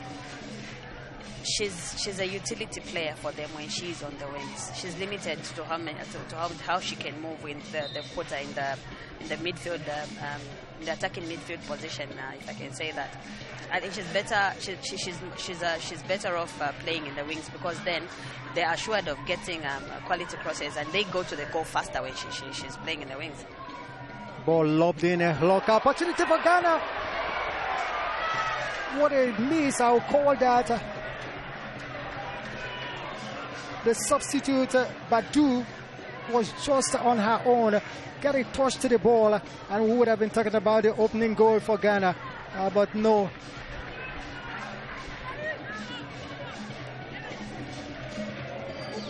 What was she trying to do? I mean, the trajectory of the body obviously maybe probably didn't help her, but that was a clean chance for Ghana to take the lead in this match.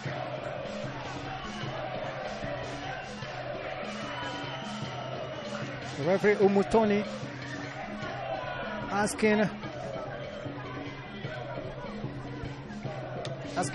Yeboah to place that ball in a proper position for a corner kick. Ghana's corner kick.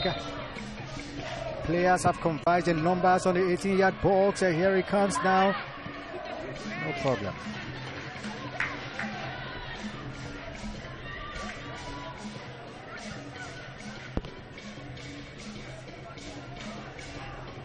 Algeria, they survived that one again. Ghana not quite let out the way they were against Tanzania. Dua doing a good job in blocking, and Boache goes back to the goalkeeper. Goalkeeper Conlan. Here comes Badu tearing away. She was searching for Adubia, but not a good one.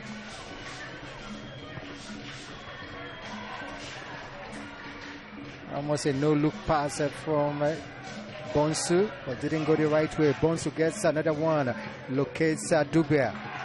Adubia brought down, referee says play on.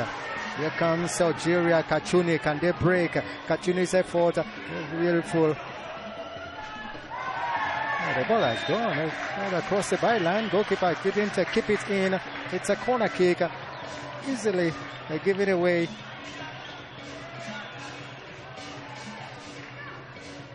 Referee Mutoni wants Conlan. So then they are just heading the ball without seeing the position of the goalkeeper there. The whole circumference of that ball didn't go out, I guess, but then we'll take to the decision of assistant referee Alisu Mutesi, the twin of the center referee Aline. Algeria make a shot one off the corner kick.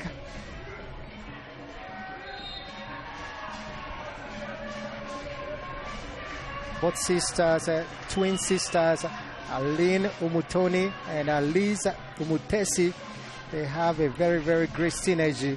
And both of them involved, they were ex-players before becoming referees, trading the round ladder for flag and whistle. 5 minutes only of stoppage time added on by the referee before we go into extra time. If the 5 minutes fails to produce a goal,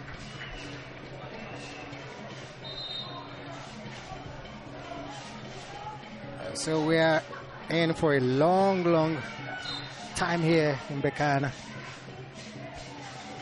A very long time indeed, Raf. Interesting match, actually. There's been a lot of tenacity in this. There's been a lot of physical play, and most importantly, it's been an intelligently matched game. Both teams are playing very intelligent football, but they're just failing to break each other when they get into the goal area there. Algeria, he called them the surprise team of WAFCON 2024, and you will be right. Just one goal brought them to the quarterfinal. Offside. Assistant referee Fides Bangura Mbona of Burundi. A flag went up. That was a physical challenge for a free kick.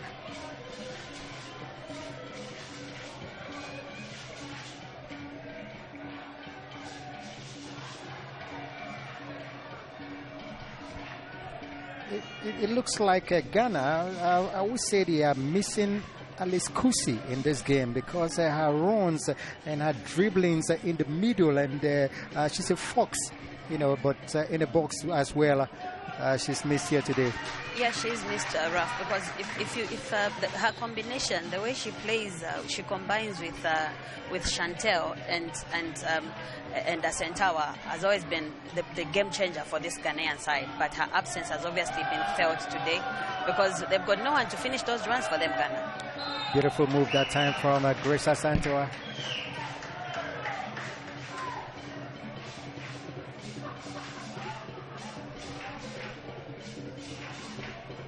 Algeria's Amira Oud Braham is down. Oud Braham was winning her 21st cap here today. She's been very, very good in this one. A 27-year-old who plays for FC Nantes in France. Down on the top at the moment. Gradually standing up a while of force. We'll take another look as the goalkeeper positions her wall again as Ghana's free kick is imminent. Jennifer Kujo, 19th cap. Kujo.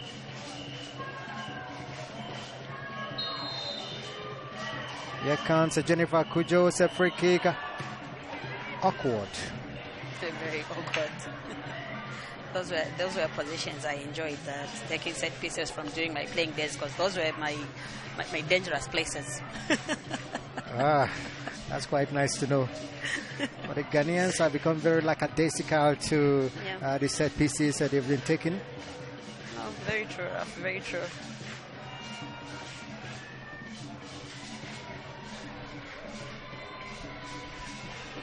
That's 1 more minute of the stoppage time and left to play here before the referee will call action to a halt for the duration time, and then we're going to the extra time. But can Algeria make one last attacking foray? Aluache.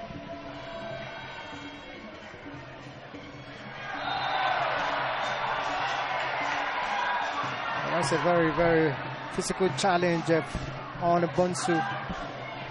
It was on Adubi, I beg your pardon. The referee almost missed it there, pointing to the wrong side of the... Yeah, he can come under intense pressure sometimes. I'm sure the human in you. Yes, it's been a highly intensive match, Raf. I would also make that mistake. It's been highly intensive. It's been intense. The intensity of this game has just been, and it's been consistent from the first whistle up until now. Bonsu sends the ball in. Oh, quickly, nice clearance from Guelati, the captain of Algeria. Guelati, who plays for EA Guingamp of France, the 33-year-old.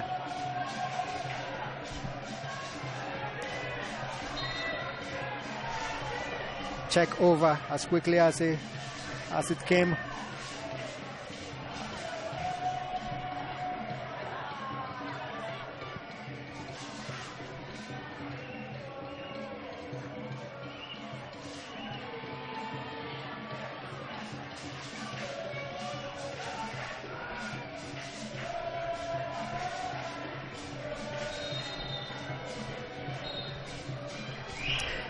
So, referee Alain Omotoni ends the proceedings and full regulation time. And so this match will go into extra time.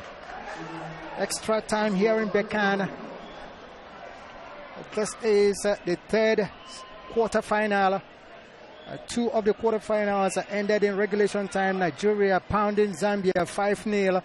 And of course, Morocco defeating, winning their game against by 3-1 against Mali. But this one has gone into extra time. And it's been a very, very interesting match. The one that got some of the visiting fans, of course, the traveling fans as well, at the edge of their seats. But at the end, the two sides could not separate themselves. Algeria specialists in goalless draws, so they will be happier to the fact that the only goal that was tucked in was chopped off by a VAR decision. And so we've ended this half, the full regulation time, and it is Algeria 0 and Ghana 0. Extra time to come.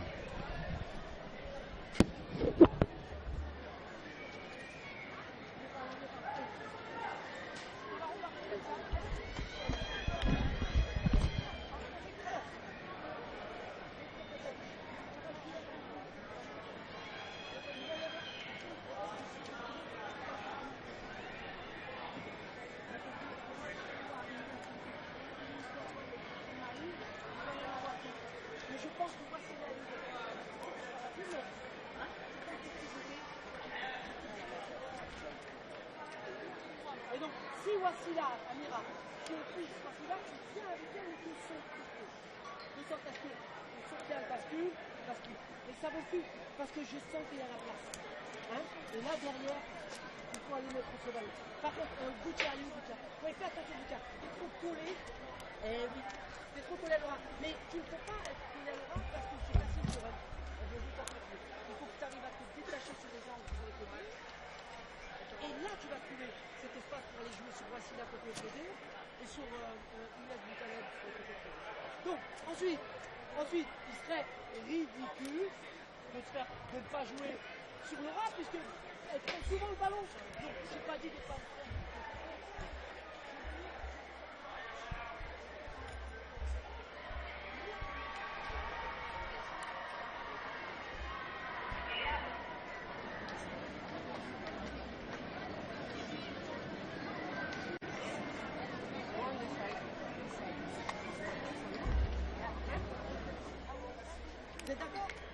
ce ballon. Il faut gagner 5-4. Allez, Max. On gagne le ballon. Allez, ensemble.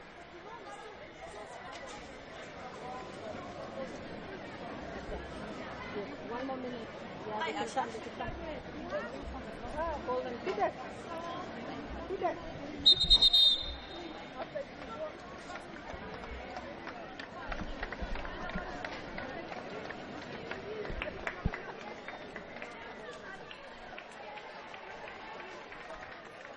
Some very good plans from Coach Bjoke Green.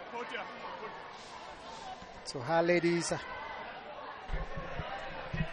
as a fans, a drink of water is good enough at this point. Here comes the Algerian fans as well. They are here as we'll get the extra time. First 15 minutes on the way any moment from now. Referee Alain Omutoni of Rwanda. The Algerians are charged for this extra time. They've done well for themselves, getting into the quarterfinal for the first time, and of course doing well so far.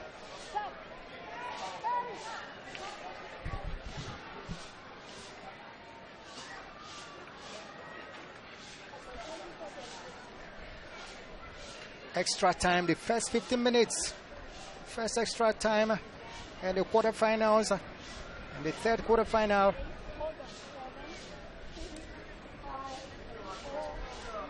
Ghana and Algeria inseparable in the first 45 minutes, and referee Omutoni gets this first half of the extra time underway as Ghana and Algeria were not able to separate each other in that first half.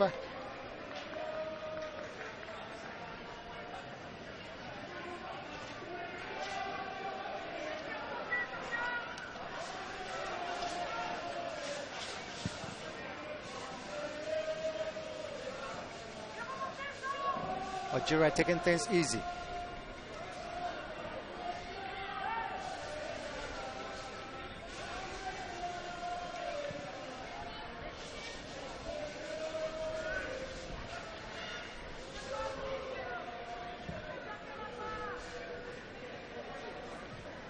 Bonsu.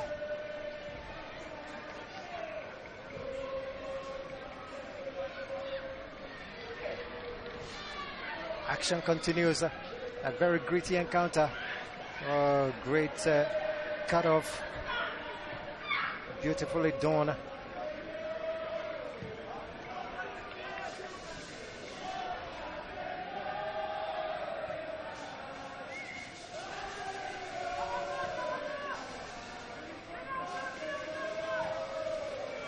Boache for Ghana.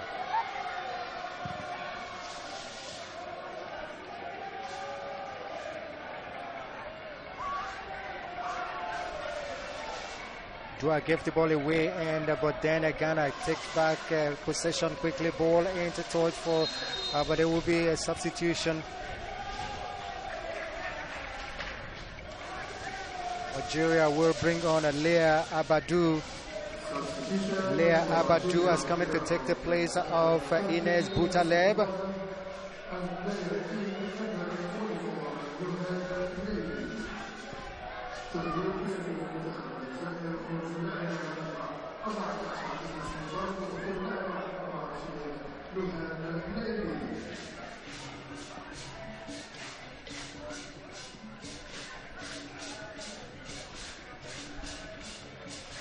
And Algeria's substitution.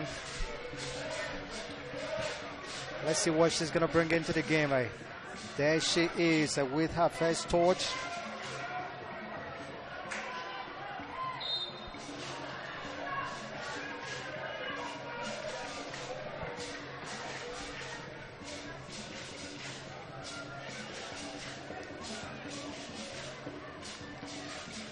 Algeria's free kick.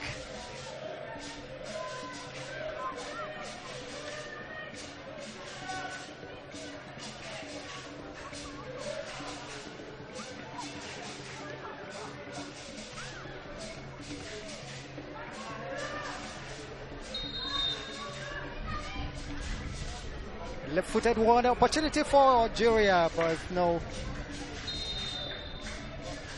Assistant referee's flag went up at the far side.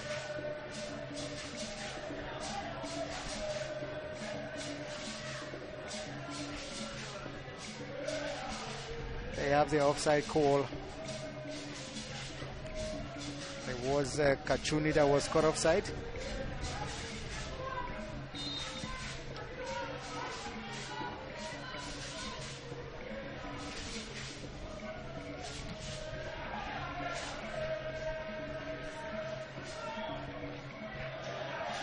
This Princella is an extension of Princess. They look almost the same and they play similar. They've got a similar style that they are playing with. So it's like Princess never left this pitch at this moment. The cross comes in. It's a dangerous one, but plucked in the air by Chloe Ngazi.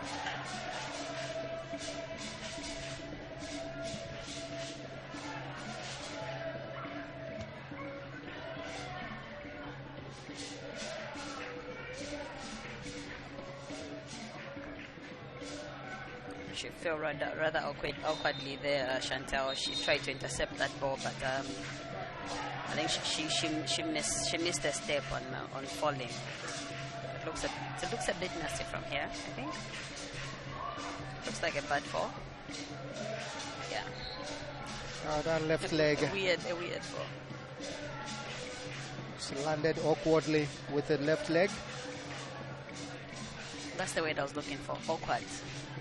Not weird. She gets up, not wanting to go onto the stretcher.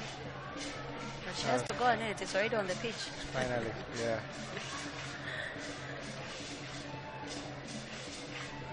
Also, the endurance levels of both these teams are pretty amazing. They haven't shown any signs of getting tired.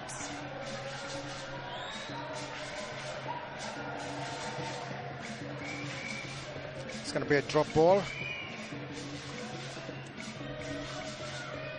How long will Loka be on the touchline?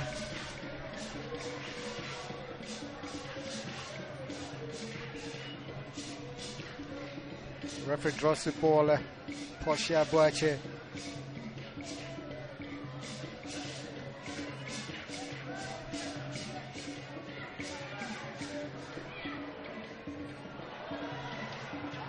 Winning the ball at Dubia, but then she's on the top as the action continues. Not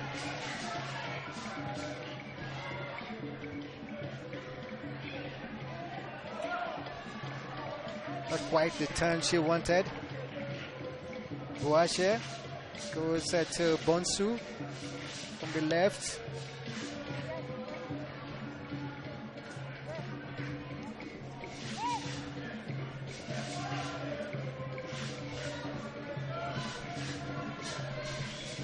Dua.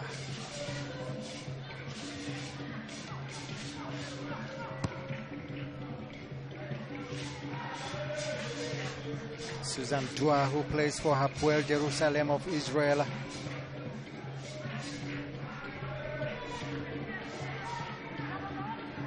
Here with a 22nd cap for Ghana. Yeboah on the ball. Santuase across. Now can they attack and get something out of it? A counter-attacking footballer from Algeria.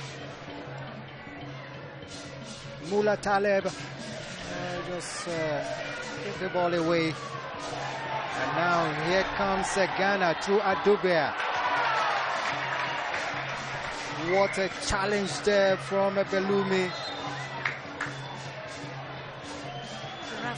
This night, Algerian side is slow on the counter. They are so slow in transition. They waited. They waited too long to join in when that attack was happening there. Yeah, waited for too long, but then they were saved by a very, very interesting tackle. Nice defensive work.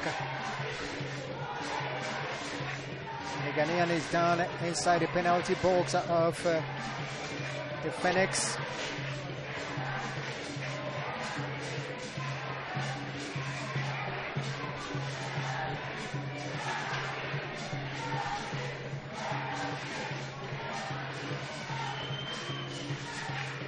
Don't forget, this is the extra time of the quarterfinal. Algeria and Ghana.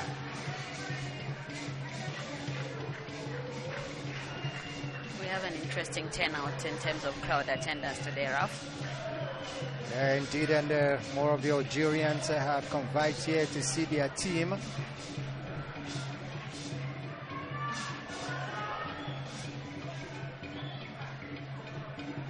Kojo outwitted on the ball, wins a free kick in the center circle.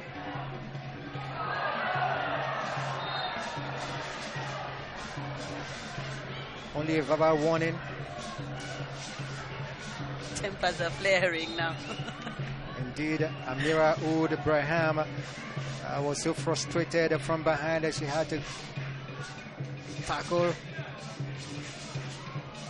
the Black Queen. So a yellow card goes to Oud Braham for that tackle.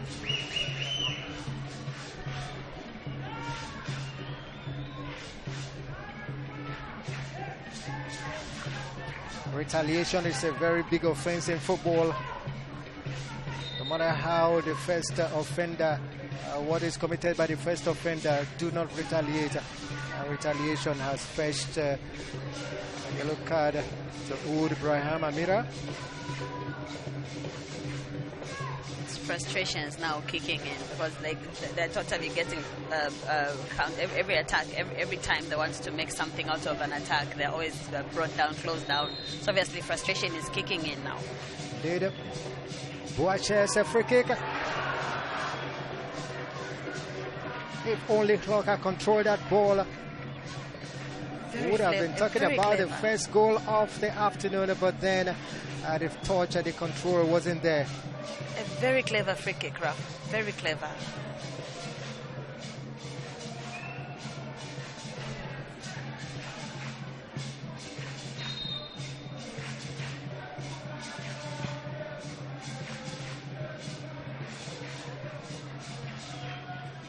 Minutes, 11 minutes now, still goalless.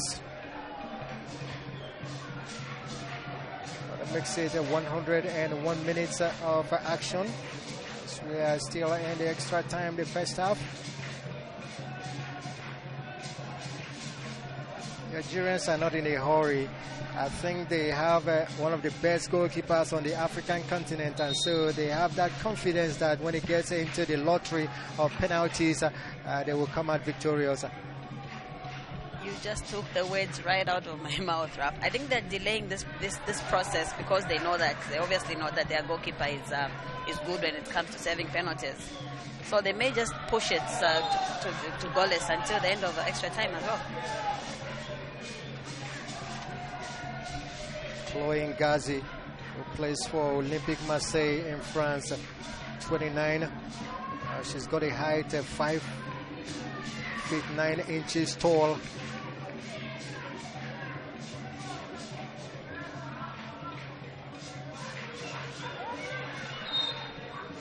Tempers really flaring.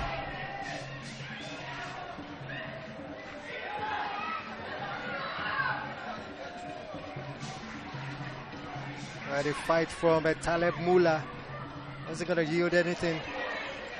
Droit class for Ghana.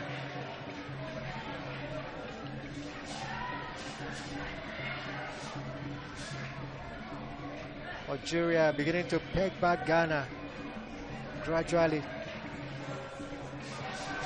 This is meant for Dubia. Oh, what the defenders could not communicate properly. Poor communication would have cost them a thing. Substituted Nuhed and Naili.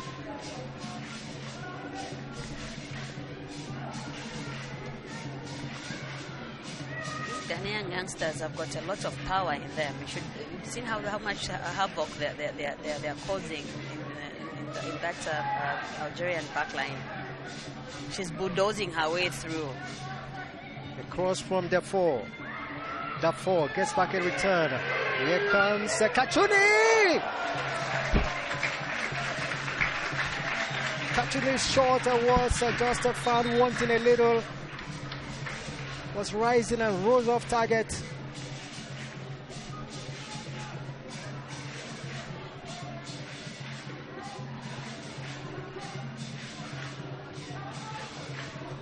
Good try from Kachuni, who plays for Servette Genève in Switzerland, 30 years of age.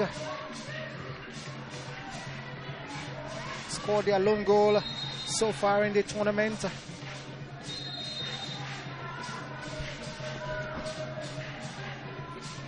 That goal was a back-breaking goal against Botswana. Since then, they failed to find targets.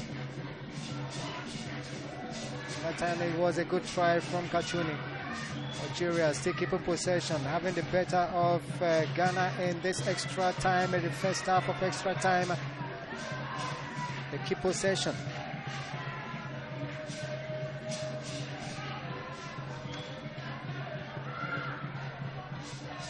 Yeboah clears into touch for throwing going to Algeria.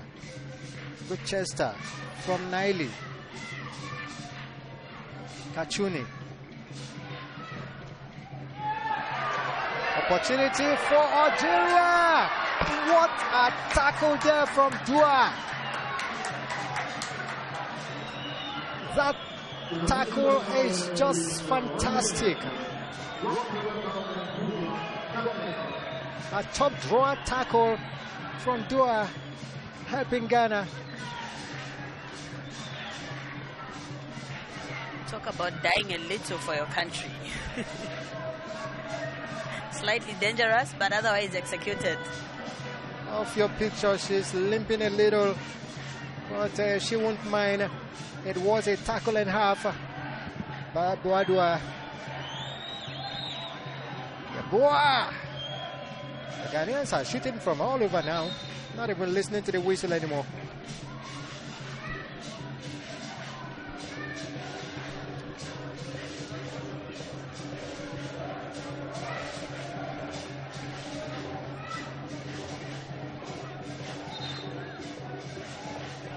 Oh, okay. She was hitting on the chest, but in the stomach by that's Chantel Cross. But we see that she's up and running. Kezami.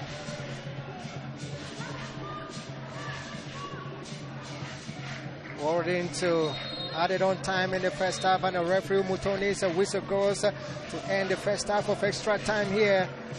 First half of extra time, that the two sides remain inseparable. First half of the extra time, that the two sides will go back to listen to both coaches once again to see if there is a way through. Farid Ben-Stiti will be telling his girls, his women himself told them it's a 50-50 encounter, and definitely that has been. Chances have been even. It's gone here and there, but none has been able to kiss the net, and we'll be hoping that we'll have a regulation time, a goal in open play, and not the lotteries of penalty.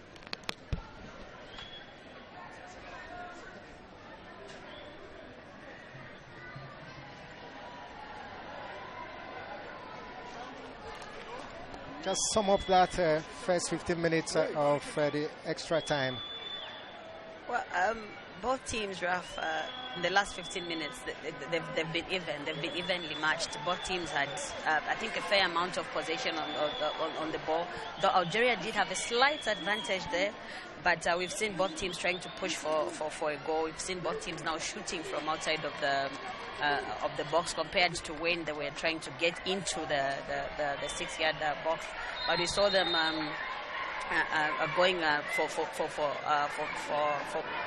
hard shots now from outside of the box. They've got an extra 15 minutes to play for. extra 15 minutes for either one of the teams to break the other's defense, and which, by the way, have been brilliant. Both sides in defense have been they've been marvelous, they've been excellent. But both sides proving to be very blunt in front of goal. They've had chances to convert, but both sides are proving to be blunt and just failing to find the back of that net. Indeed.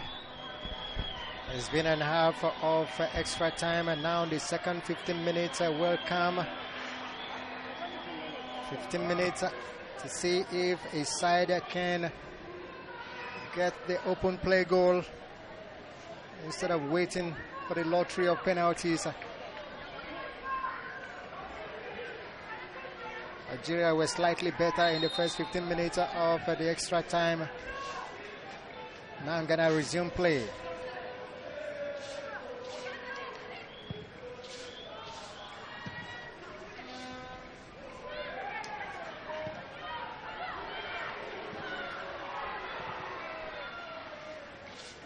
Now you can see from that tackle earlier on, you can see how hot Dua is, Susan Dua, and the coach Bjorkegren will be looking at what to do. Can she hold on for 15 minutes more?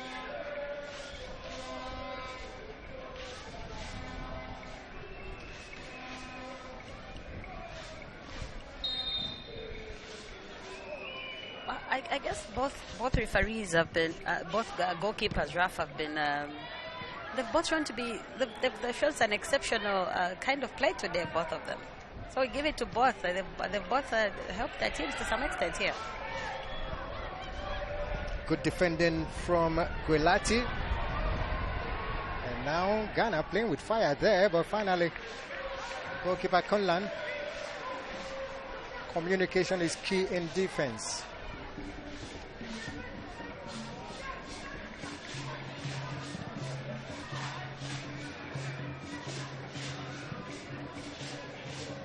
Badu. Oh, Badu steals the ball away.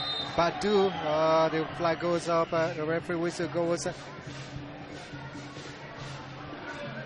Ball had gone out of play.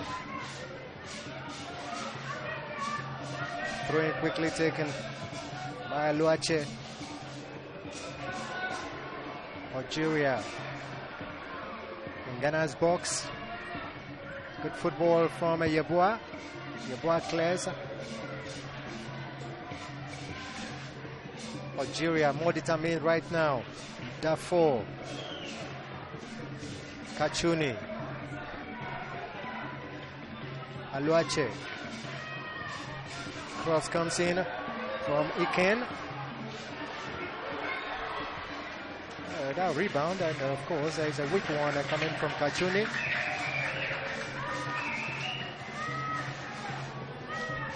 Promises to be an interesting couple of minutes left in this match, Ralph. You can see how they're pushing Algeria, how they're stretching that Ghanaian defense.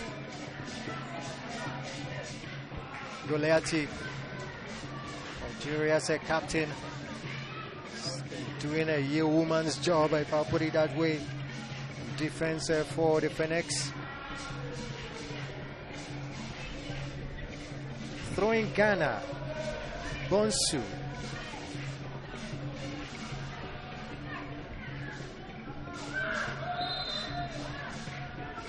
A red tackle from Blocker.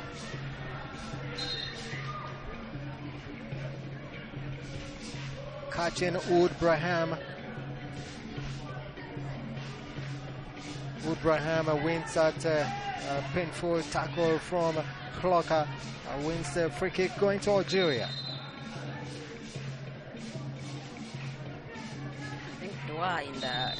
In the Ghanaian defense has also marshaled that defense very well. She's literally just throwing herself into the way of any ball that's going her way. Here comes Evelyn Badu. Evelyn Badu was searching for Boadua but couldn't get Boadua. Here comes good move from Aluache. Aluache for Algeria. stray short from Aluache. Now seeing a lot of misplaced passes from both sides now. I think they've become too much in a hurry. Both teams are looking to get the deadlock breaker in this match. Opportunity for Algeria. The shot from Aluache. Ghana, they can break from the left here. Badu. There's a handball.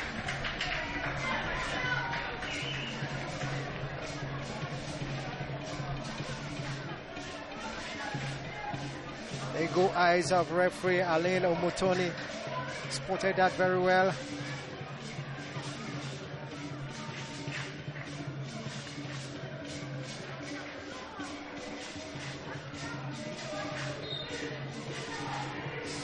Sofia Guelati for Algeria to take the free kick. Guelati of EA Guigam of France takes the free kick, headed away.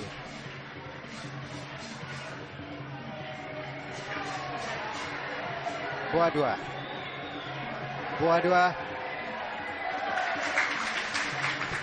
wins a corner kick. Great tackle from Kezani.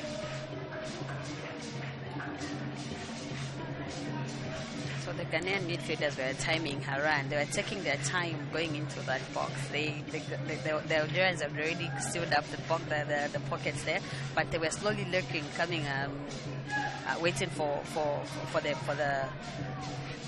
the cutback from Douadoua there. Comfort Yeboah plays for Dakar or Dakar Ladies of Ghana. Set to take Ghana's corner kick. It's an out swinger. Too many bodies in that box. Algerians now defending numbers. They've got one of the best defenses in WAFCON 2024.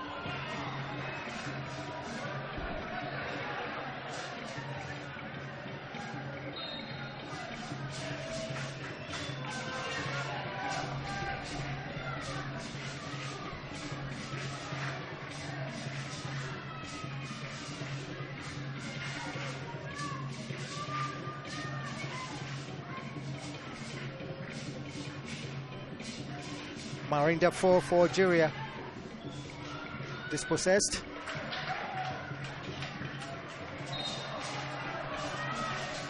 Lots of bodies there. We're all falling all over the place now.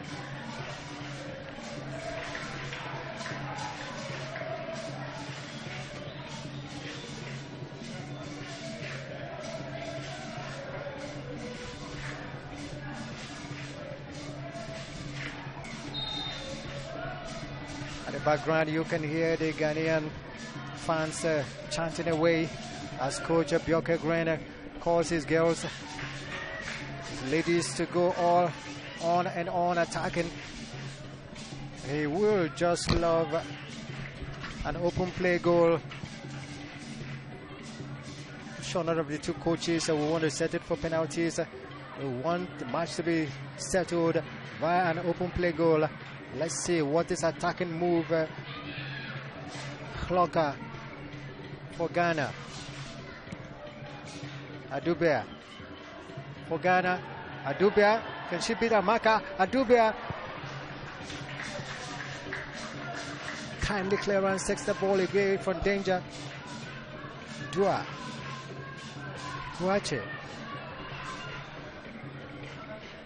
Asantua.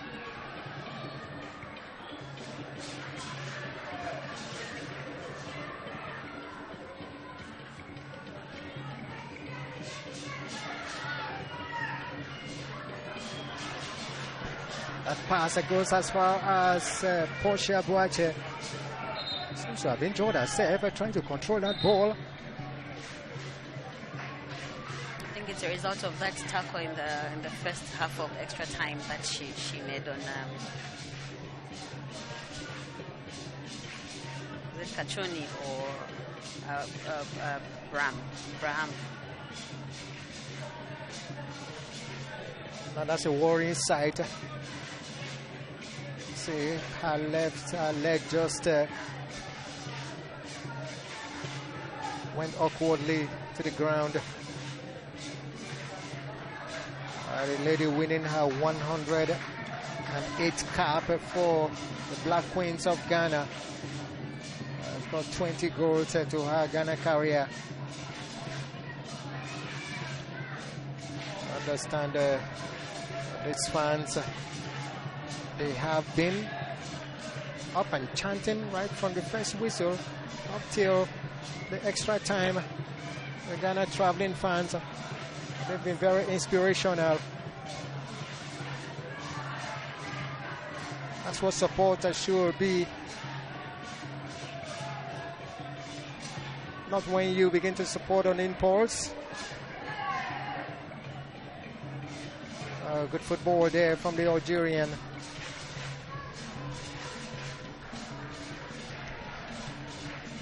Still goalless situation here in Bekan. Bonsu cuts off that supply.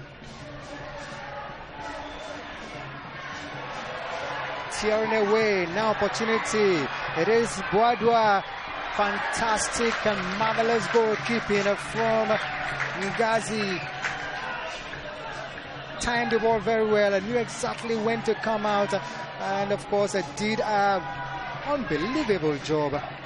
Unbelievable job, and that's one of the advantages of having a goalkeeper plays as a sweeper, because they're always agile, they're always alert to dangerous attacks like that. She just came out, made herself big, timed the movement of the ball, and just got the touch right on time. The anticipation from the Olympic Marseille goalkeeper is just top notch. Now Algeria, can they break? That's talking about Ghana. It was Boadua that was trying to break, but some great defending from Rosalind Kezani. Rosalind Kezani, another Olympic Marseille player. Many of the Algerian players are born in France.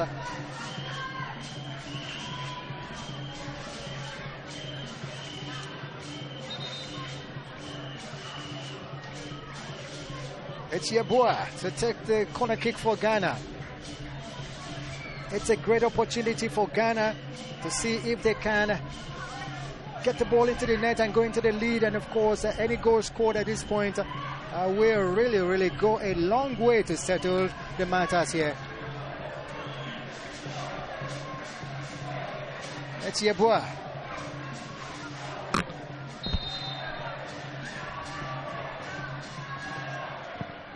Yeboah's free kick comes. Clocker's head goes to it. The clearance wasn't quite what it should be. Still opportunity beckoning for Ghana. Dua dispossessed. Now Algeria, can they break from the left? Algeria, they've got the ball. Try to go to the middle.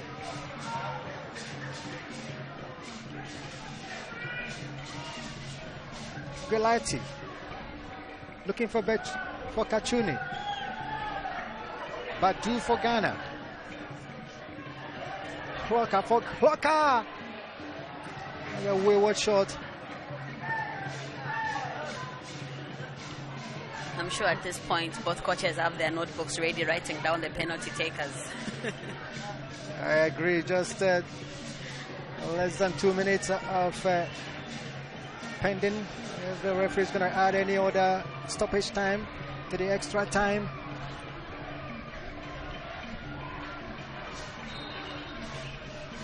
We have to give it to Algeria for a team that has been away from the continental showpiece and making the appearance after 7 years.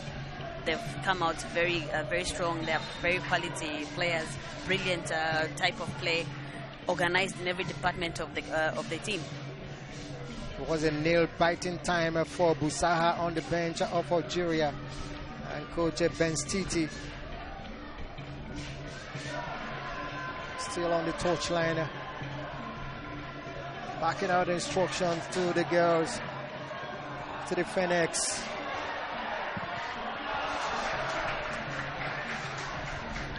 had every opportunity to control that ball and, of course, make it some space. Evelyn Badu decided to take that frustrating shot that went completely away.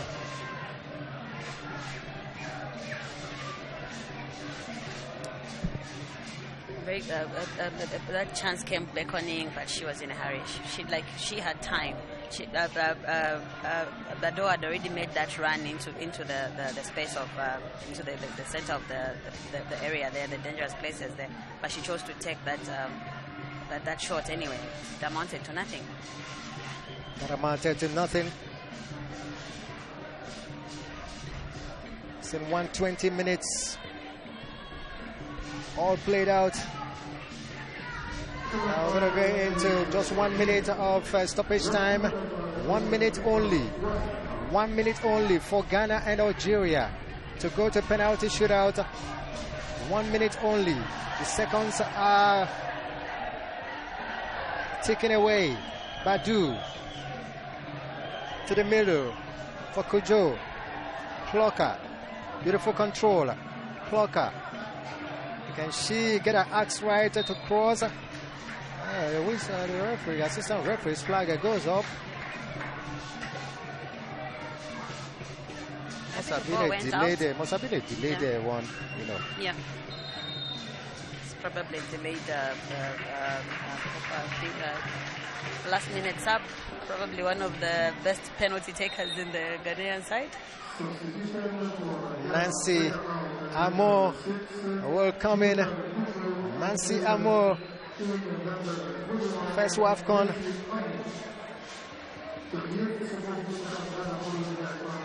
Rough, the football gods, if at all they are there, I've got a wicked sense of humor. I've just said, okay, we'll favor Algeria. If they have to walk out of the tournament, let them concede goals during penalties, not in open play. Just the right time to bring the Ampem Dakwa penalty taker, Nancy Amor, as referee. Umutoni's whistle goes to end the proceedings as we go into the penalty shootout. Full-time Algeria nil, Ghana nil.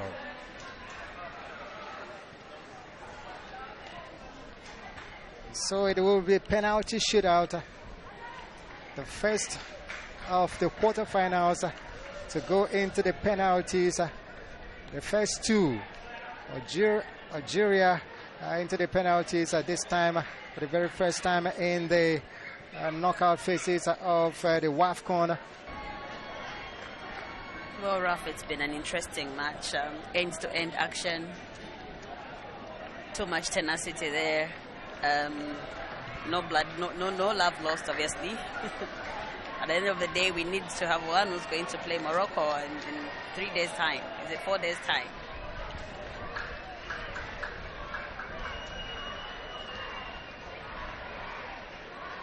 Referee Aline Omotoni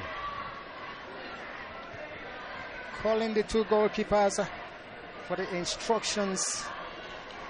Gotta have 1 foot on the line.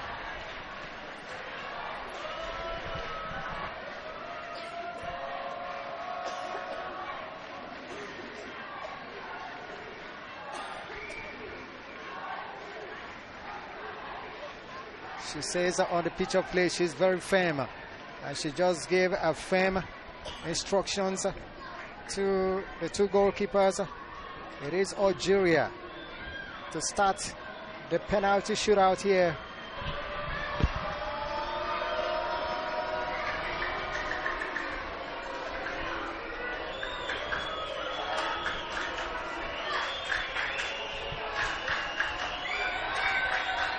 The face is 10 for the first penalty.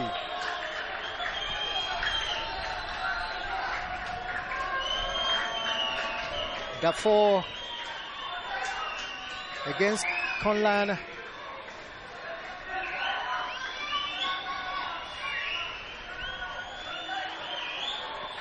Now the referee whistle goes at Dafoe. It's saved. Conlan saves the first penalty here. And that was just beautiful. Saved off Marine Dafoe. And the pressure is now on Algeria. Raf, you don't take a penalty as soon as the whistle goes. She has 5 seconds to breathe and make a decision. She went as soon as the whistle went, before it left the referee's mouth, she took it. Chances of her missing that were very high. And she missed it. The chances were high, and she missed it. Therefore, now Ghana. Bonsu. Josephine Bonsu for Ghana.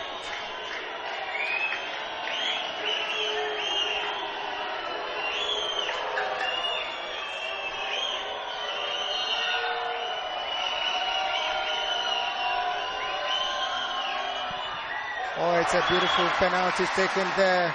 Ghana go into the lead, 1-0. Beautiful penalty by Bonsu. Josephine Bonsu.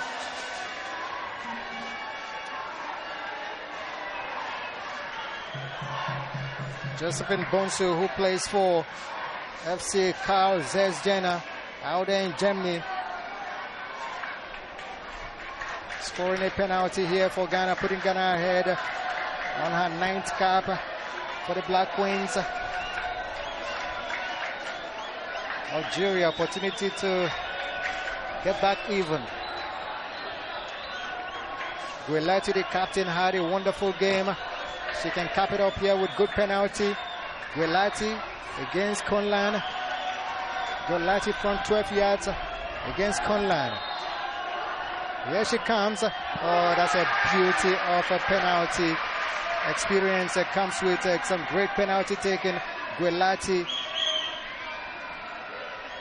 levels it for Algeria, though Ghana got the advantage.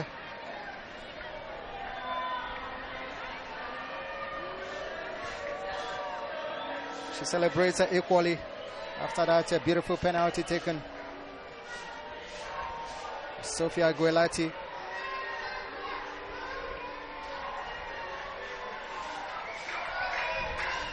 Ghana can get back.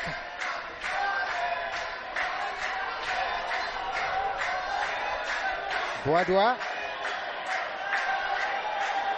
for Ghana against Ngazi. Here she comes now. Oh, that's a beautiful penalty. Same style, same way, same far post. I think they've noticed that she's very slow in getting to the ground, Ngazi.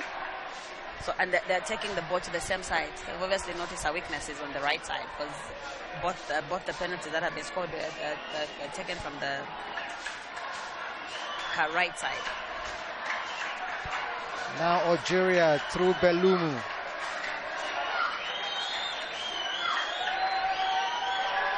Belumu, she left foot, it's saved. Conlan saves the second penalty. What a heroine she's becoming here. Saves the penalty of Belumu. It is the second miss by the Algerians. The goalkeeper knew exactly where she was going to put it, and when the left-footed effort came from Belumu, she dived the right way, had her double hands to it, and saved it. 3 penalties taken by Algeria, 2 missed. Ghana 2 from 2. Now Hloka. Hloka can settle it for Ghana. Hloka against Ngazi. It's a goal for Ghana. It's 3 for Ghana.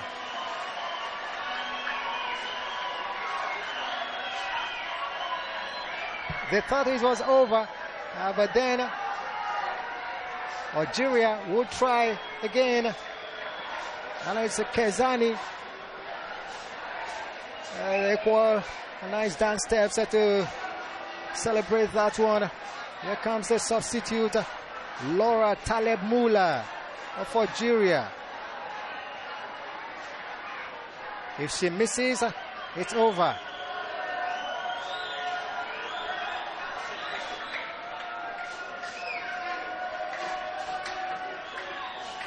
If Taleb Mula misses this one, it will be all over. Algeria will bite the dust.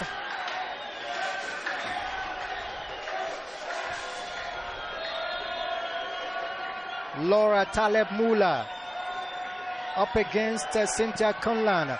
She scores.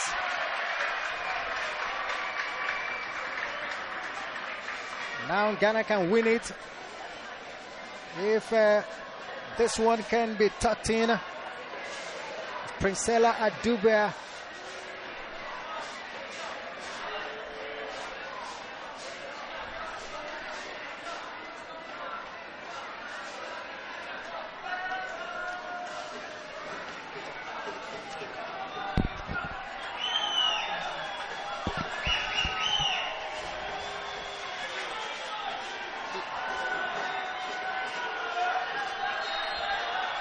Here it comes, it is settled.